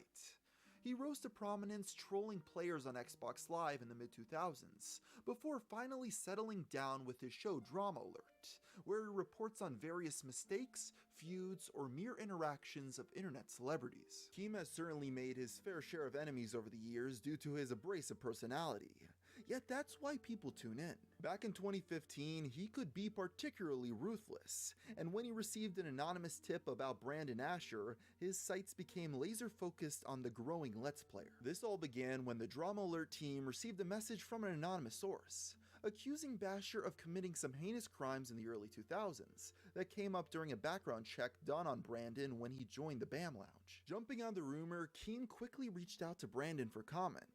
He denied everything, which stopped the allegations from going public at first. But after it became clear that these claims weren't going anywhere, he decided to make a video of his own to get out in front of the story. As his story goes, Brandon was born to an absent father and emotionally abusive mother who didn't have much of an interest in raising him, leaving Brandon home alone many times when he was just still a baby. He claimed not to remember much of his abuse though, because at a very young age a foster couple gained custody. After that, the quality of his life picked up significantly as he was now being raised in a loving and caring environment. The fondness with which he told these stories about his adoptive parents made his childhood seem pretty ideal. The trouble started when he entered high school. Brandon stated that throughout elementary and middle school, he was a fairly average student, passing by with a decent enough grade. But in high school, he suddenly lost all motivation to keep trying. His grades began to plummet, and as a result, he was placed in what he called an educational development center. This is a school that the undesirables got pushed to. People they didn't want in the school, and they just sit us in there and make us do crossword puzzles all day. This is high school. Brandon also claimed to have been a constant target of bullying from his fellow students. All this changed though when he met a girl when he was 17, and quickly fell head over heels in love with her. After being alone for so long, it's clear that finding happiness with a woman meant a great deal to him emotionally. It's no wonder then that he was absolutely crushed when he learned that she had cheated on him. My whole world got turned upside down. It was literally the worst thing I've ever experienced up to that point. Around this point, he also began talking to the younger sister of one of his friends, who he claims was around 14 years old at the time. He claimed that she served as a shoulder to cry on. She actually talked to me a lot about it and consoled me. We started talking online and we had feelings for each other, and her parents had started kind of getting like the vibe that we had a thing going on. We would get pretty intimate. But one day when I woke up, there was a knock on my door, and there was a guy, and he introduced himself as a private investigator. They ended up arresting me, and they put me in jail. When he finally had his day in court, he was charged with a Class A misdemeanor for an unlawful transaction with a minor. As punishment, he would attend court-mandated therapy and would be stripped of all his computers. And my lawyer was like, "You were so freaking lucky because you could have gone to prison and stuff like that." I'm like, for that? What the? Why? Like, it's insane how apparently lucky I was that they didn't just send me to prison. Perhaps out of some feeling of shame or embarrassment, Brandon and his family ended up moving to a different state after the sentencing. And for years and years and years, I just sat there doing nothing but wasting away, and I felt like I was going crazy. I'd wake up, I'd go into my computer room, I'd sit down, I'd load up Star Wars Galaxies or World of Warcraft, and I'd just play until I felt like I was going to pass out. At a certain point, Basher decided to pick himself up and try to branch out with his life, which is when he began making his Legend of Hobo videos and his career began taking off. Brandon ended his video talking about how he feared the rumors around the story would ruin his career and he wanted to tell his truth to the world. His fans all rallied behind him after this, supporting him due to the apparent rawness of his confession. But not everyone was so swayed by his tale. A few hours after Basher posted this video, Keemstar uploaded a response titled, "Opinion on the Basher Situation." Keem expressed his frustration with the amount of support Brandon was receiving for his confession, feeling that the video came across as very manipulative. He cited Basher's constant shaking and crying throughout the story, as well as recounting his whole tragic life story as his reason for it coming across as insincere. Keem's biggest gripe was that the video seemed to be spinning a narrative that Basher was a victim, whereas he thought it would have been better if he made a simple, flat-out apology. Keem, along with thousands of others, believed that Brandon wasn't being 100% truthful about the details throughout his confession either. In his statements, there were some glaring contradictions, such as why in the original rumor he was said to have raped a 13-year-old girl twice, but in this story the girl was around 14 or 15, and they merely talked in a sexual manner on the computer. On top of that, Basher released an article from his local newspaper which listed him as 20 years of age when he was sentenced, which didn't make sense when compared to his earlier statement that he was 18 at the time. To make matters even more confusing, online records show that he was arrested at 19. Keemstar stated that his biggest concern in all of this was the average age of Basher's fanbase. Due to his popularity in the Minecraft sphere, his fans tended to be either children or preteens. Keem felt that Brandon, given his alleged history, may try to leverage his young audience into potentially dangerous situations. At this point, Keem also brought up the eyebrow-raising point that Basher's girlfriend Clara was only 17 years of age at the time they met, whereas he was in his late 20s. Had he not learned anything from talking to underage girls, many wondered? At this point, when anyone would question his official story not adding up or joked about the rumors, Basher's oversensitivity was made clear, as he would often have breakdowns at the slightest mention of his name in a negative light. Keemstar noted this and would seemingly prod Brandon for a response on both Twitter and Drama Alert. During his annual April Fool's video, Keem made a joke at Basher's expense, in which he photoshopped a fake tweet to make it look like he was confessing to the allegations. Brandon did not take this very well, going on an angry rant about it on Twitter and reaching out to his network Machinima to try to get the video taken down. On another occasion, Basher posted a tweet about how he was going to Disney World soon, to which Keem responded by warning parents to keep their kids away from the park. Basher again did not find this very comical, going as far as to publicly ask the police to get involved and arrest Keemstar. Keem made sure to mention that he was not the only target, as Brandon had reportedly threatened a lawsuit against any YouTuber who had previously known and talked about the rumor, such as his once good friend Sky Does Minecraft. During this time, Basher's mother had become the target of a severe amount of harassment, receiving constant texts and phone calls about the crimes her son was accused of. Tracing back the origin of how this all started, Basher accused Keem of sending a tweet with her phone number. There was a screenshot allegedly proving that Keem retweeted the docs, but Keem claims that it is a fake and denies it ever happening. All these events were only samplings, though, of the now notorious freakout that was soon to come.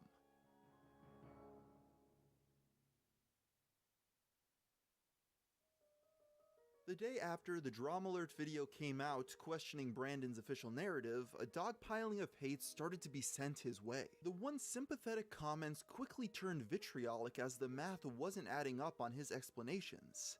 This is when a once contained controversy in the Minecraft sphere went viral. Instead of explaining the contradicting information to help people better understand the situation, Basher posted another video of his own, simply titled Goodbye. In this video, it's clear that he has reached the end of his rope both mentally and emotionally. I hate you all who are attacking me constantly! I just wanted to make a fucking YouTube channel! I just wanted that! I just wanted that so bad! I just wanted to make people happy and shit! I just wanted to leave! I just wanted to leave my room that I was in for years, and it finally did, and you won't leave me alone! Ah! I'm tired of it! I'm tired of it! So I'm done. I'm done. I'm done. Shortly after uploading, he removed the video and clarified on Twitter that he wouldn't actually be quitting the internet, but at that point the damage was already done. Some were sympathetic with Basher's plight, but many more now saw him as the freakout guy, with re-uploads of this video gaining millions upon millions of views from across the world. Among those whose attention was caught by this video was none other than Keemstar himself, whose initial reaction to it was recorded on a live stream. From many angles, this can be seen as the true beginning of the feud between Basherverse and Keem. Entertain people! I just wanted that! I just wanted that so bad! I just wanted to make people happy and I just wanted to leave! Dude, like, okay, like, people might say that I pushed him too far, but I didn't. I didn't. This is more playing the victim. This is more like manipulation. That's all I see is manipulation. Like, all I wanted, and all I think anybody wanted, was this dude to just own up to what happened and move on. The very next day, Keem posted another video directed at Basher, reaching out to him and asking for an interview with all proceeds going to charity. To our knowledge, this request seems to have either been ignored or denied by Basher. But because the story was so big, that didn't stop Drama Alert from reaching out to people around him. On April 10th, Keem interviewed another YouTuber in the Minecraft space by the name of Ashley. And when you and Basher were having this conversation, which we're about to get into, ladies and gentlemen, get your popcorn ready. How old were you at the time? I was 17. How old was Basher? 28. 28-year-old man, 17-year-old child, guys. But right here, Basher says, yes, you are. I get turned on every time I see you. You're sexy as hell. Now, what is he talking about? According to her, he also allegedly screenshotted every single selfie she posted to her Snapchat story, and sent her messages complimenting her appearance in them. Ashley provided screenshots of the chat logs, but the names were blacked out, so we can't say for certain if this was Basher. This was only the beginning of the new allegations though. At the same time, another YouTuber by the name of True Wind Waker uploaded a video on her own channel in which she made a similar accusation towards Basher. A few months prior to this controversy, Brandon had posted a public link to his Snapchat on Twitter. Being a fan of his, she quickly added him and sent him a selfie. He then reportedly screenshotted it and asked for more, which she also provided evidence of. Later, Wind Waker liked a tweet from Basher, prompting him to follow her and immediately start messaging her on Twitter, asking if she was the same girl who had sent him the selfie. Just like with Ashley, Basher's messages quickly became flirtatious, and he asked her if she would be willing to move their conversations to Skype. And then I don't have I respond, but I'm sure I responded something like, really? Like, because I was confused. And he said, do you have Skype? We can text better there. And then at that point, I was kind of like, I mean, yeah, I thought it was really cool because he had, I think he had 1 million subscribers then, and I really liked his videos.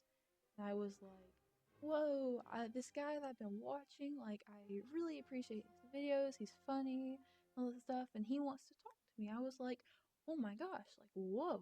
And then he proceeded to start kind of like getting more sexual conversation went on, like including weird things.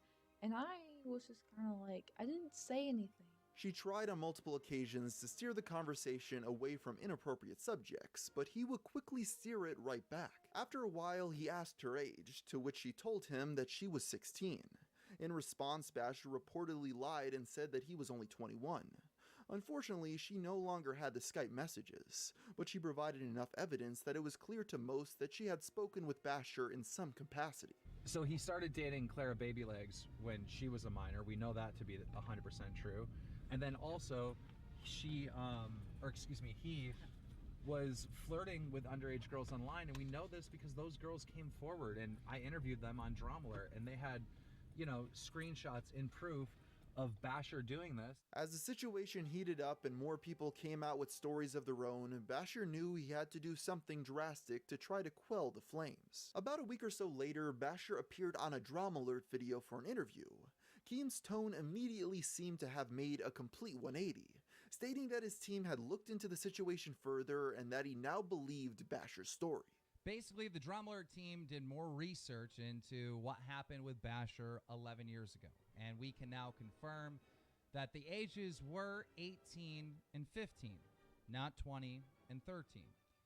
I wanted to get Basher on here first to apologize. Drama Alert reports the truth, right? We've never reported that the victim was 13. All we've ever reported was that Sky Does Minecraft said the victim was 13, that the Zombie Unicorn said the victim was 13. And based on these people and their reputations, my personal opinion was that you were lying.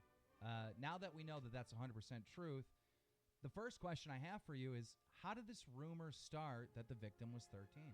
Basher claimed that he had told the other YouTubers in the house his version of the story very early in his time with the group. but somewhere along the line someone had changed it to him raping a 13-year-old girl. As Basher told it, the story went that in the wake of the controversy, his fellow BAM Lounge members encouraged him to go back with his girlfriend Clara to his family home in Kentucky to sort things out mentally. Brandon claimed that his mother had some sort of job in the legal profession and would be able to help them out. But once the couple arrived there, the members of BAM Lounge began texting Clara privately. Melting, my heart was like being destroyed. I started bawling. I started just like, what? Why are you leaving me? Why? Like, why don't you stay longer? What is making you leave me? And she would not look me in the eyes. She didn't shed a single tear. It was the most pathetic thing I've ever done. My mom was even there. She can attest to it, but I know she won't because she, no offense, she doesn't like you. so she leaves, goes with her uncle. All right. Yeah. And then she flies all the way back to Seattle? No, she flew to LA to flew be with the BAM guys again. And she's still going to be on the project. Yeah. So your friends disown you, and then your girlfriend, who you love, and you thought that she loved you. Oh God, I love her, dude. Disowns you have no idea. For her career.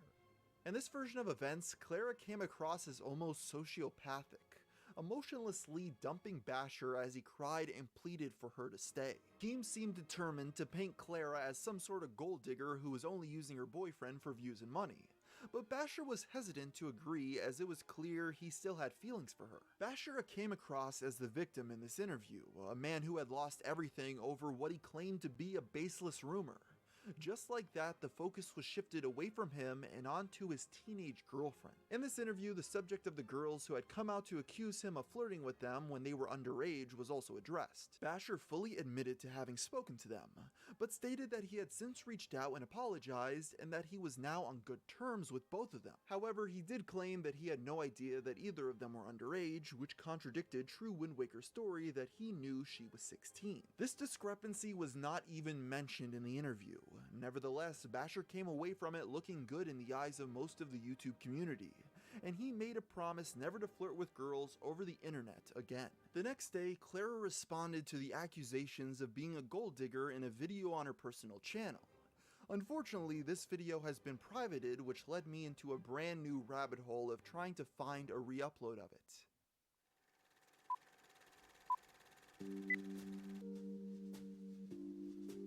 Using the Wayback Machine and a direct link to the video, I found out that the name of it was My Basherverse Story, which I then searched for.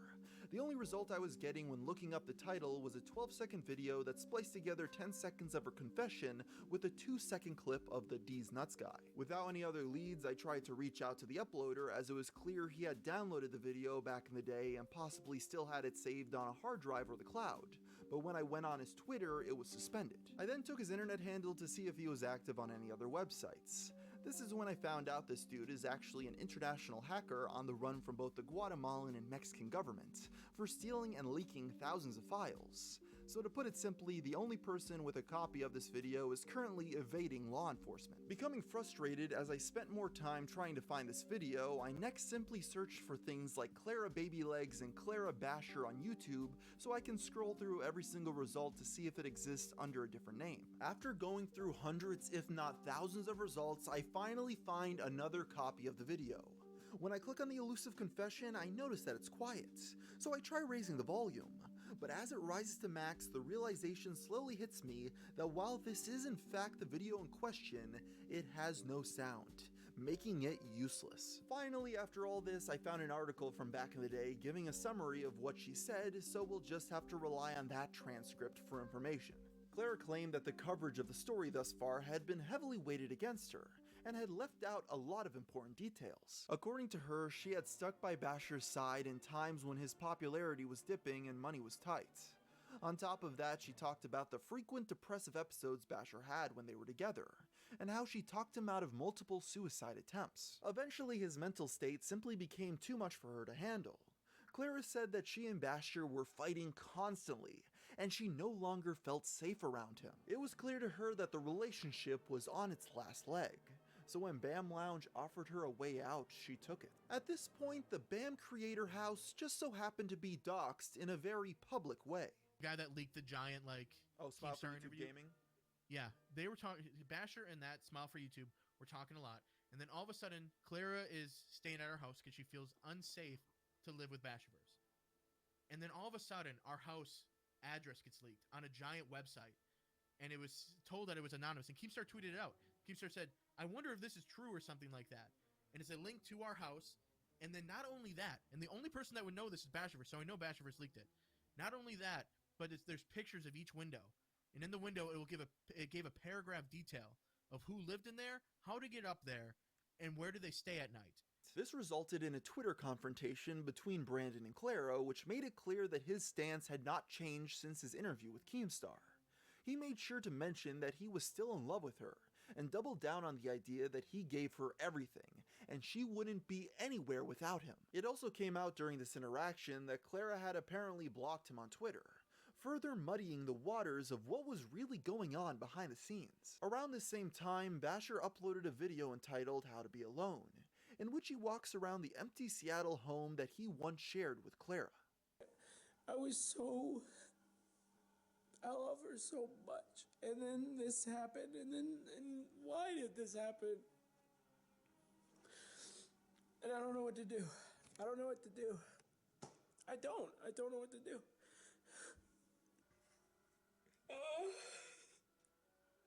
I'm sorry, her hair.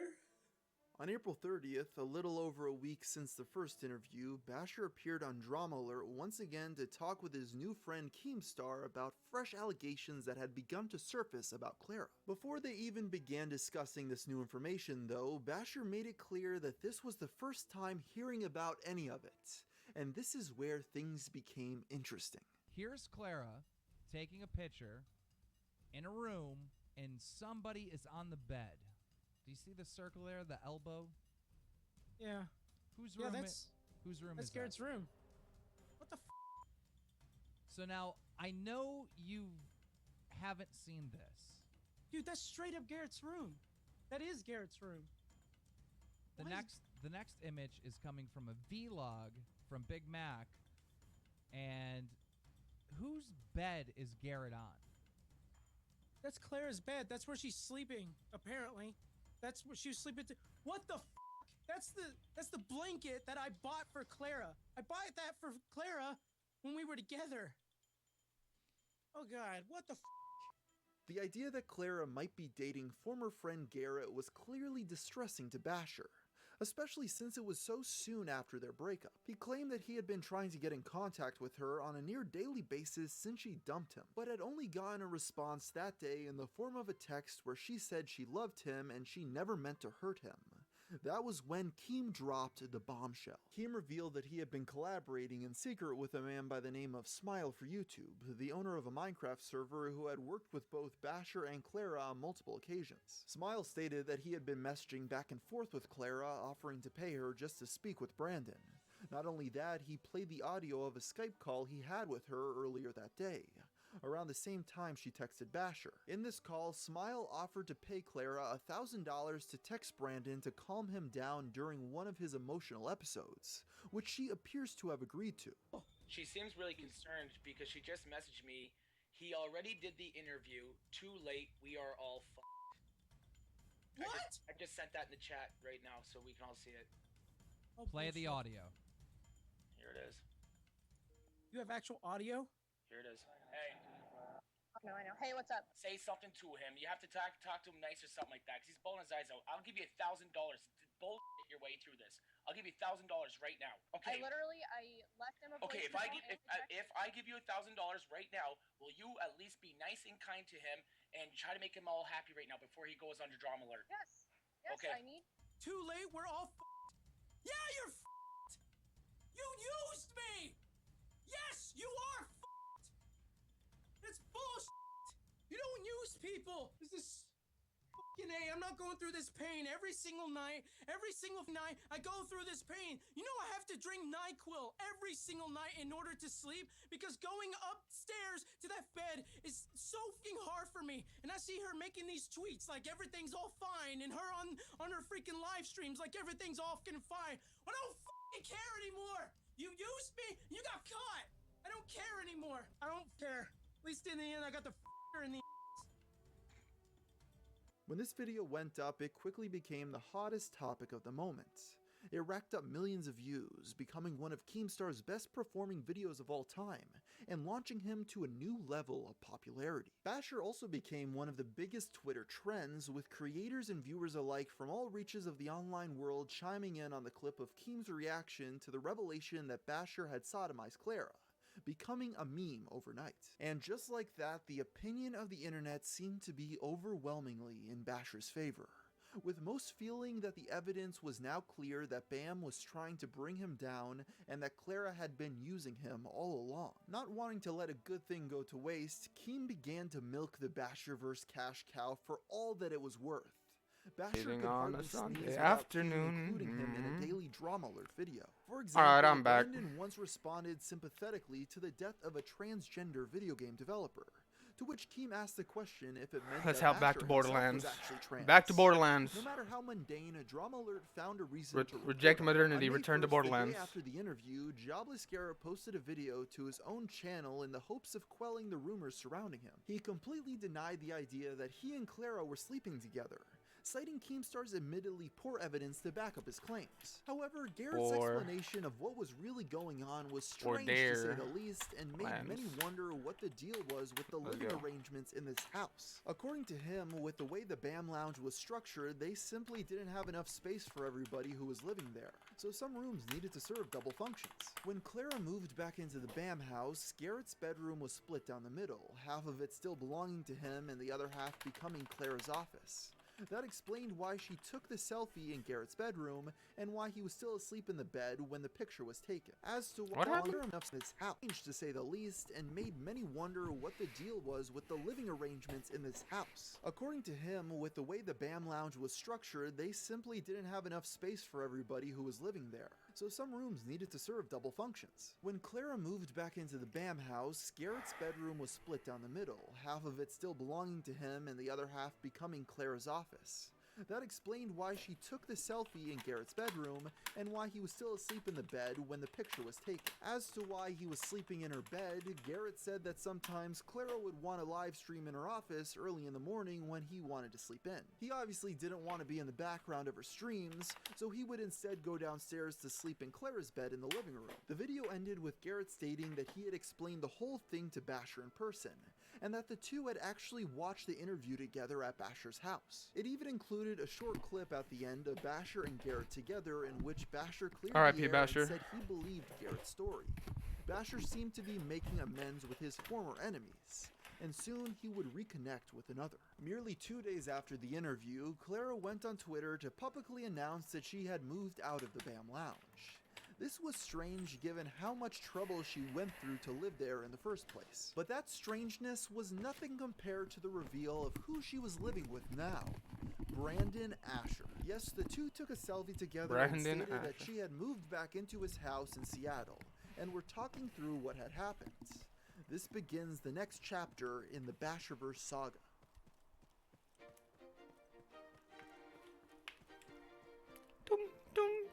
Basher initially denied the rumors that he and Clara were dating again, but soon confirmed it in a video titled 18 Million Volts of Forgiveness, featuring Brandon and Clara tasing each other to make things between the two even. Back in September, we had a miscarriage. Clara got pregnant, and it turned out to be an ectopic pregnancy, and she had a miscarriage, and we lost the baby. And that's something that we never really told anyone about. We told our close friends. Ah, fuck. What needs to be talked about is the Skype conversation that I was recorded in on Drama Alert. I really, really regret that, and it was terrible and incredibly messed up. And No. the best thing right now that I can do is ask. Ah, you fucks. You know what? Fuck you guys. With 18 million volts of forgiveness. yes, people were confused by this update. The breakneck narrative shift from Basher being a manipulative pedo to Clara being a heartless gold digger to the new one of them being a couple again was jarring to say the least. And the Who cares, tasing bro? aspect only made it It's more not. perplexing. It's not our People lives, began you know. to turn on Basher once again, with some So who claiming fucking that cares? he and Clara faked all of this drama just for attention. Upon asking those involved in the drama about this change to edgier content, it turns out that allegedly the people at the website Social Blade began to push Basher to do more exploitative content, as they began to take a cut of his revenue. As the story goes, while this more edgy content was bad for Brandon's mental health, it was good for their bottom line. He got in connection with people at Social Blade, and Social Blade was helping him create new content, so they started doing challenge videos. Now, I gave him a couple ideas for challenge videos, because I was doing them at the time, but then they also gave him challenge video ideas. And they were filming him with very expensive cameras, these two people from Social Blade that we met once. And they wanted to take him and grow his channel, because they said, we're from Social Blade, we can grow your channel. And they had to be in their like late 30s or early 40s. Two 40-year-olds filming them getting tased, filming these weird little challenge videos, and I think they wanted a part of his channel eventually. Like, we're gonna grow you, but we want to take a little piece. Around this time, the public also began going after Basher due to the increasing sexualization of his videos. He had always used Clara's looks in some capacity to get views, but after they got back together, it started ramping up to a large degree. Pretty much every one of his videos featured Clara in a bikini or showing excessive amounts of skin, and the contents of the videos weren't much different. Many saw this as blatantly exploitative behavior, made even worse given the fact that much of Basher's audience was young children. While public opinion may have been turning on Basher, his relationship with Clara seemed to be doing better than ever before, at least from an outsider's perspective. They were back living together and making videos, and it even came out that they had plans to get married. Despite the apparent success in his love life, Basher's mental health did not seem to improve much over this time. He announced in July of 2015 that he would start taking medication to help both with his depression and anxiety disorders. Brandon also went on several Twitter rants over the following months, lamenting the loss of the people he once considered to be his friends who had turned on him, and how he felt he would never be able to clear his name of the accusations of pedophilia. Despite getting further and further from the original controversy and new developments constantly coming up in his favor, Basher still seemed to be convinced that his life and career were destroyed beyond repair. What has happened in the last couple days? Because you were happy, you had all this support. I don't get it. Because what changed? I thought I could figure it out. I've got all this support. I've got all these people. Exactly. Dude, support does not give me ideas. Support does not give me content. Support does not sit me down in front of a computer and put the game in front of me or put the vlog in front of me. I have a crazy idea. How about Is that we just Keemstar? live stream, all right, and just talk to your fans. Just talk to them. This all culminated That's not a in bad November idea of from that coming same from year Keem, when honestly. Basher tweeted that he planned to check himself into a mental health facility. Keemstar reached out to confirm the legitimacy of the statement, to which Basher responded angrily, blaming Keem for his destroyed reputation, which was a strange jab considering how much work Keem had done since originally breaking the story to paint Basher in a positive light. Around this time, rumors were circling around that Basher actually had plans to sue Keemstar, and the lawsuit was to be funded by a fellow YouTuber. I need my neck massager. An My interesting neck's man killing me. most well known for truly bizarre videos, including Minecraft porn and other animations. His involvement in the story is confusing to say the least. In the beginning, he was one of the many people spreading the original pedophile allegations. However, somewhere along the way, his point of view shifted completely, with him defending Basher and deeming Keem to be the true enemy. Futuristic Hub's motivations seemed to confuse even the people who knew him, and it's hard to tell exactly what he hoped to gain from all this. Regardless, this lawsuit didn't go anywhere, and Basher disappeared from the internet for a little under a month. Basher returned to YouTube again in December, posting simple, low-effort vlogs consisting of him and Clara just lying in bed. These weren't the only videos they were making, but fans were feeling a bit insulted by how little he seemed to care. However, the irritation over these vlogs was nothing compared to the outrage sparked by a video he posted later that week, in which he pranked Clara while in the shower by throwing flour on her. While the prank itself was clearly faked, the main issue people had with it was that Clara was nude for the entire runtime of the video. It was censored, of course, and Basher had been sexualizing Clara for views for some time now, but many saw it as a step too far, especially considering Basher's young audience. This backlash didn't seem to faze Basher though, as he quickly went to the video's comments to say that he would release the uncensored version if his channel reached 10 million subscribers in 2016. Not only that, but the next day he sent out a tweet saying that he had received a number of offers for naked photos of Clara. He attached a link to his PayPal with the promise that anyone who paid him enough money would get her nudes. He didn't specify how much he was charging for them, simply stating, "We'll tell you when it's enough." It's worth noting that Clara was not an exploited victim in all this, as she was on Twitter backing up Basher and cheering him on as he did this. Despite that, the shower video was quickly removed by YouTube after being flagged en masse. This new devil-may-care attitude for Basher continued into July 15, 2016, when he appeared on Drama Alert for yet another interview with Keemstar, even though he had recently blamed him for his mental problems. He immediately came off as more manic and unhinged than usual, even stating that he was feeling different. This wasn't helped by his claim that he had recently gone off his meds, choosing instead to self-medicate with marijuana. On the upside, Basher claimed to be much more resilient to harassment and rumors now, brushing off statements that would have at one point sent him into an emotional frenzy. The subject of Basher's use of Clara's body for views was brought up as well, which he predictably bragged about. Is it bad that you're pimping out your girlfriend? No, because that money that comes back, pays for her too, so she loves it. Okay. And then there's also there was also a point where you did this prank where Clara was naked, right? And Yes. And you said that you would release the uncensored version if you reached, 10 million 10 subscribers. million subscribers in 2016. Go over to my channel right now and subscribe, and we will release an uncensored version of that video at 10 million subs. But will you really do that? Oh, yeah, for 10 million subs? Are you kidding?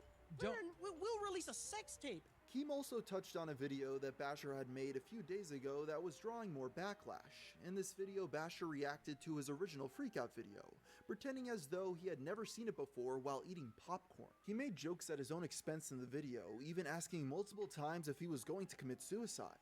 A lot of people were offended by this, seeing it as Basher making light of a serious topic that he had helped start a discussion of in the first place. According to him, the point of the video was to reclaim his mental illness and show that he had moved past that dark stage of his life. He wanted to be a symbol for people going through similar struggles, stating that if he could get through it, anyone could. However, this positive can-do attitude for Basher didn't seem to stick around for very long. Despite publicly making up with Sky Does Minecraft in February, who was one of the first people to disavow Brandon, in March he was right back to his old self. That month was when Basher threatened on Twitter that he was going to quit YouTube, but walked back the statement almost instantly. If he was doing better before, he now seemed to be right back at where he started. After that, things mostly continued as usual for a while, with Brandon and Clara floating around the idea of starting a Patreon for her nudes. Things were getting out of control as alliances kept on changing along with their stories. Soon enough, a new bombshell would be dropped that would turn this case inside out. This is how it's done, alright? Okay, this is the game plan. Alright, you get her in this private call, you record her saying this stuff, okay? Then, we come on and we do the interview, right? And I say something like, and you tell me the background, I'm saying, other than this text, do you have any proof? Like, do you have any real proof? I know she said this to you in a private Skype conversation, smile for YouTube. But, I mean, there's going to be a lot of people out there that say, that you're full of shit. There's going to be a lot of people out there saying that, maybe you and Basher made a deal behind the scenes. On March 25th, 2016, Keemstar was interviewed by a fellow drama channel, Scarce, to discuss a recently leaked piece of audio that seemed to completely change the context of a lot of this story thus far. This audio was recorded directly before Keem's popular interview with Basher that exposed Clara as a gold digger. In the clip, Keem can be heard planning out the video ahead of time with Basher and Smile for YouTube, talking about exactly how things will go down. This made it clear that Basher's reaction to the news had been entirely faked, as he is on record talking about all the over-the-top ways he could act. Even the infamous sodomy line was apparently decided beforehand. Do you have any legitimate proof that she said this? I mean, these conversations can be forged, and then you interrupt me and you're just Yes, like... sir, I do. I got We back? audio right now. Okay, give me the audio, and then we play it in the interview. Oh my god, it's over. Coming from Traveler... And I'll even react. I'll even react like I've never heard it. As for Keem's explanation, he said he wanted to help Basher out and thought that the best way to do that would be to make the interview as dramatic as possible. Although Keem was not alone in this, as it seems Basher was the one who included Smile for YouTube in the scheme. And Basher just starts freaking crying and he's upset, and then finally anger comes out of this guy who's just acting so sad, and he belts out, at least in the end, I got to f her in. That wasn't staged? That was in the private Skype call, okay? Oh, okay. So I'm dying scarce. Like, my face is red because I'm trying not to laugh. You know what I mean? Because this is a really sensitive time. But, like, I just couldn't hold it, and I just burst out laughing, right? And so then we start talking about, like, doing this interview and going over everything. And this Smile for YouTube guy is obsessed with freaking, you know, exposing Clara or whatever, because he's actually was trying to land a sponsorship deal with Basher, because Basher was a bigger pull.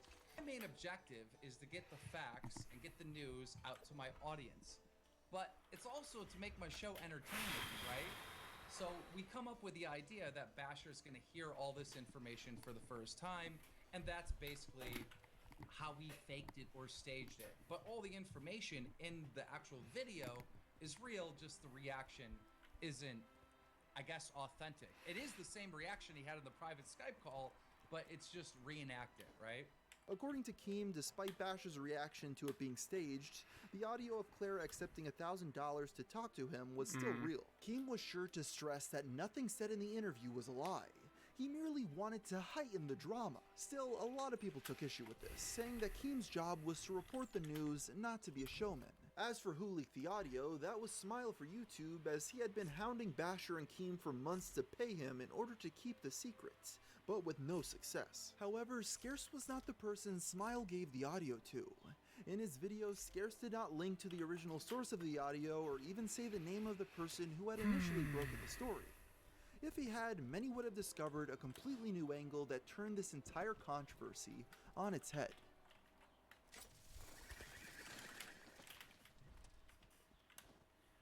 When I decided to start working on this project, I originally just planned for it to be a basic video chronicling the mental breakdown of one of Minecraft's biggest stars. But the deeper I looked into this, the less things added up. The timelines never made sense, and it seemed like the day-to-day dysfunction of Basher made people forget about the original accusations, and the validity of them. Through our research, we stumbled upon yet another side of the story that complicates things even more, while also at the same time having things make more sense. For me to explain this, let's rewind back a year.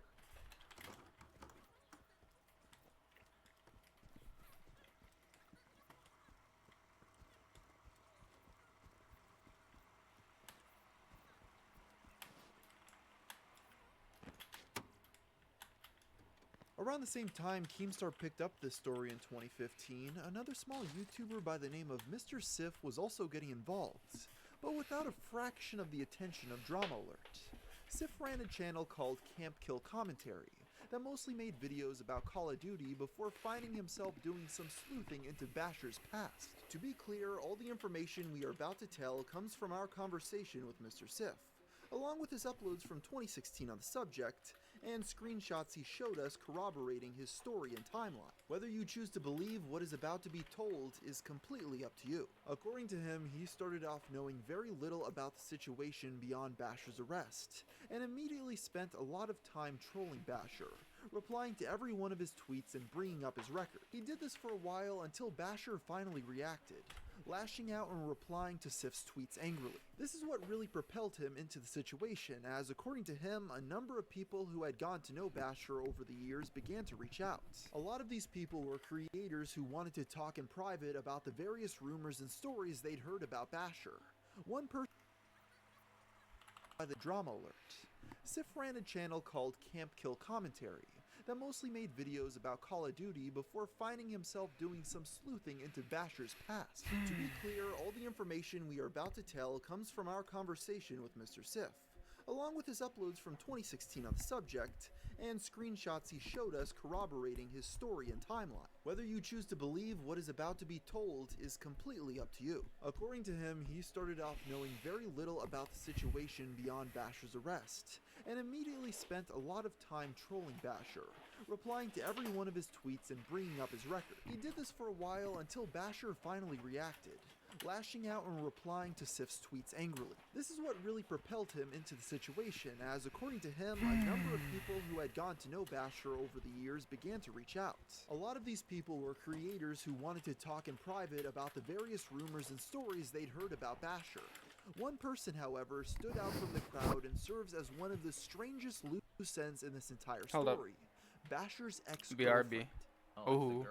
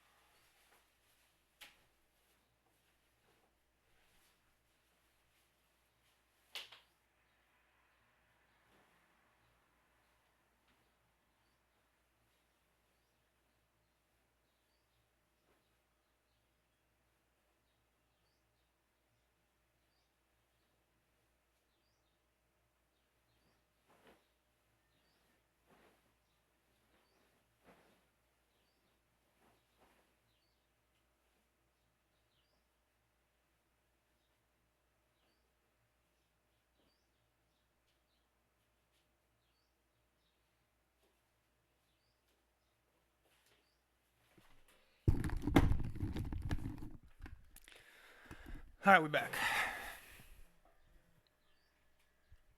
Girl he lived with before he was ever an internet celebrity, I guess. And yeah, I got to talk to her a lot. Actually paid her phone bill once just so she could. Paid her phone bill? She sent me a lot of pictures. No shot.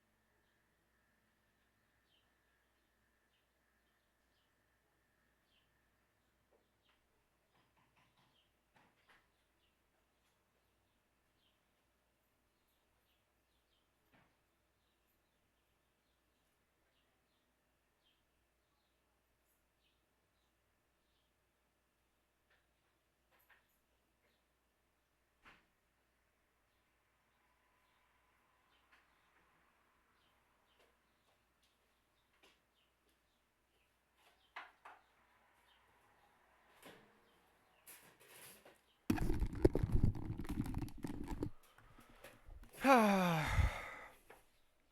lot of stuff about Basher. In Basher's tell-all video, he made it sound like after the incident where he had a run-in with the law, he was kind of a shut-in for a decade. That's at least how he made it sound before he got popular on YouTube.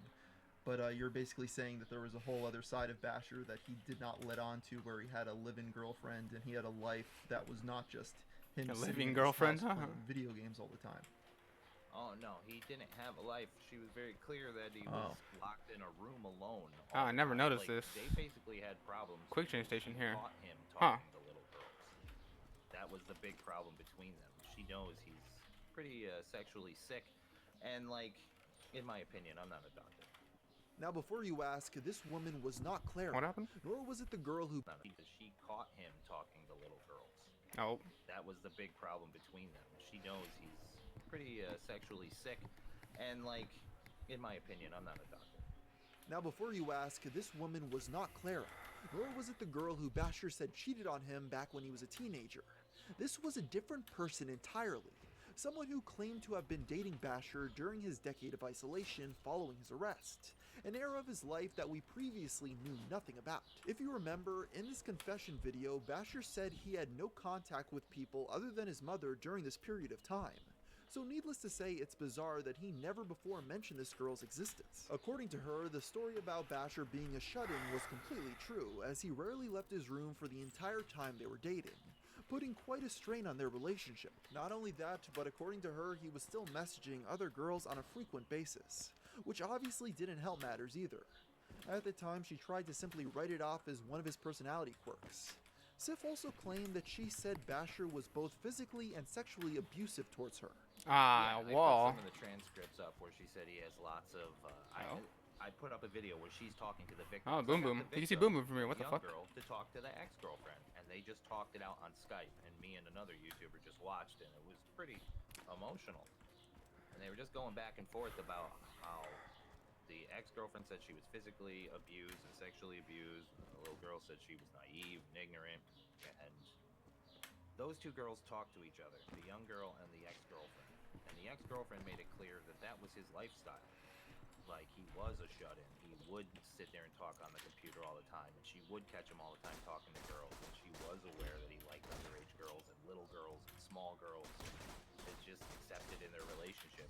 Not accepted, but, you know. It's like your girlfriend snores, so you're like, oh, I got a snoring girlfriend. That sucks. That's how she felt about him liking little girls, I guess.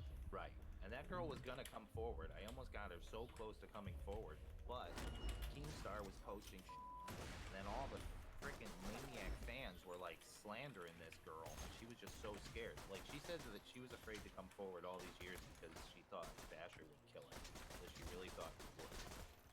Wow. And like, did she have any reason to believe that? Was there any threats made against her by Basher? Well, she knows he really likes violence. He really likes sexual violence. Like, just the stuff I was putting on the internet. This, that he really typed that.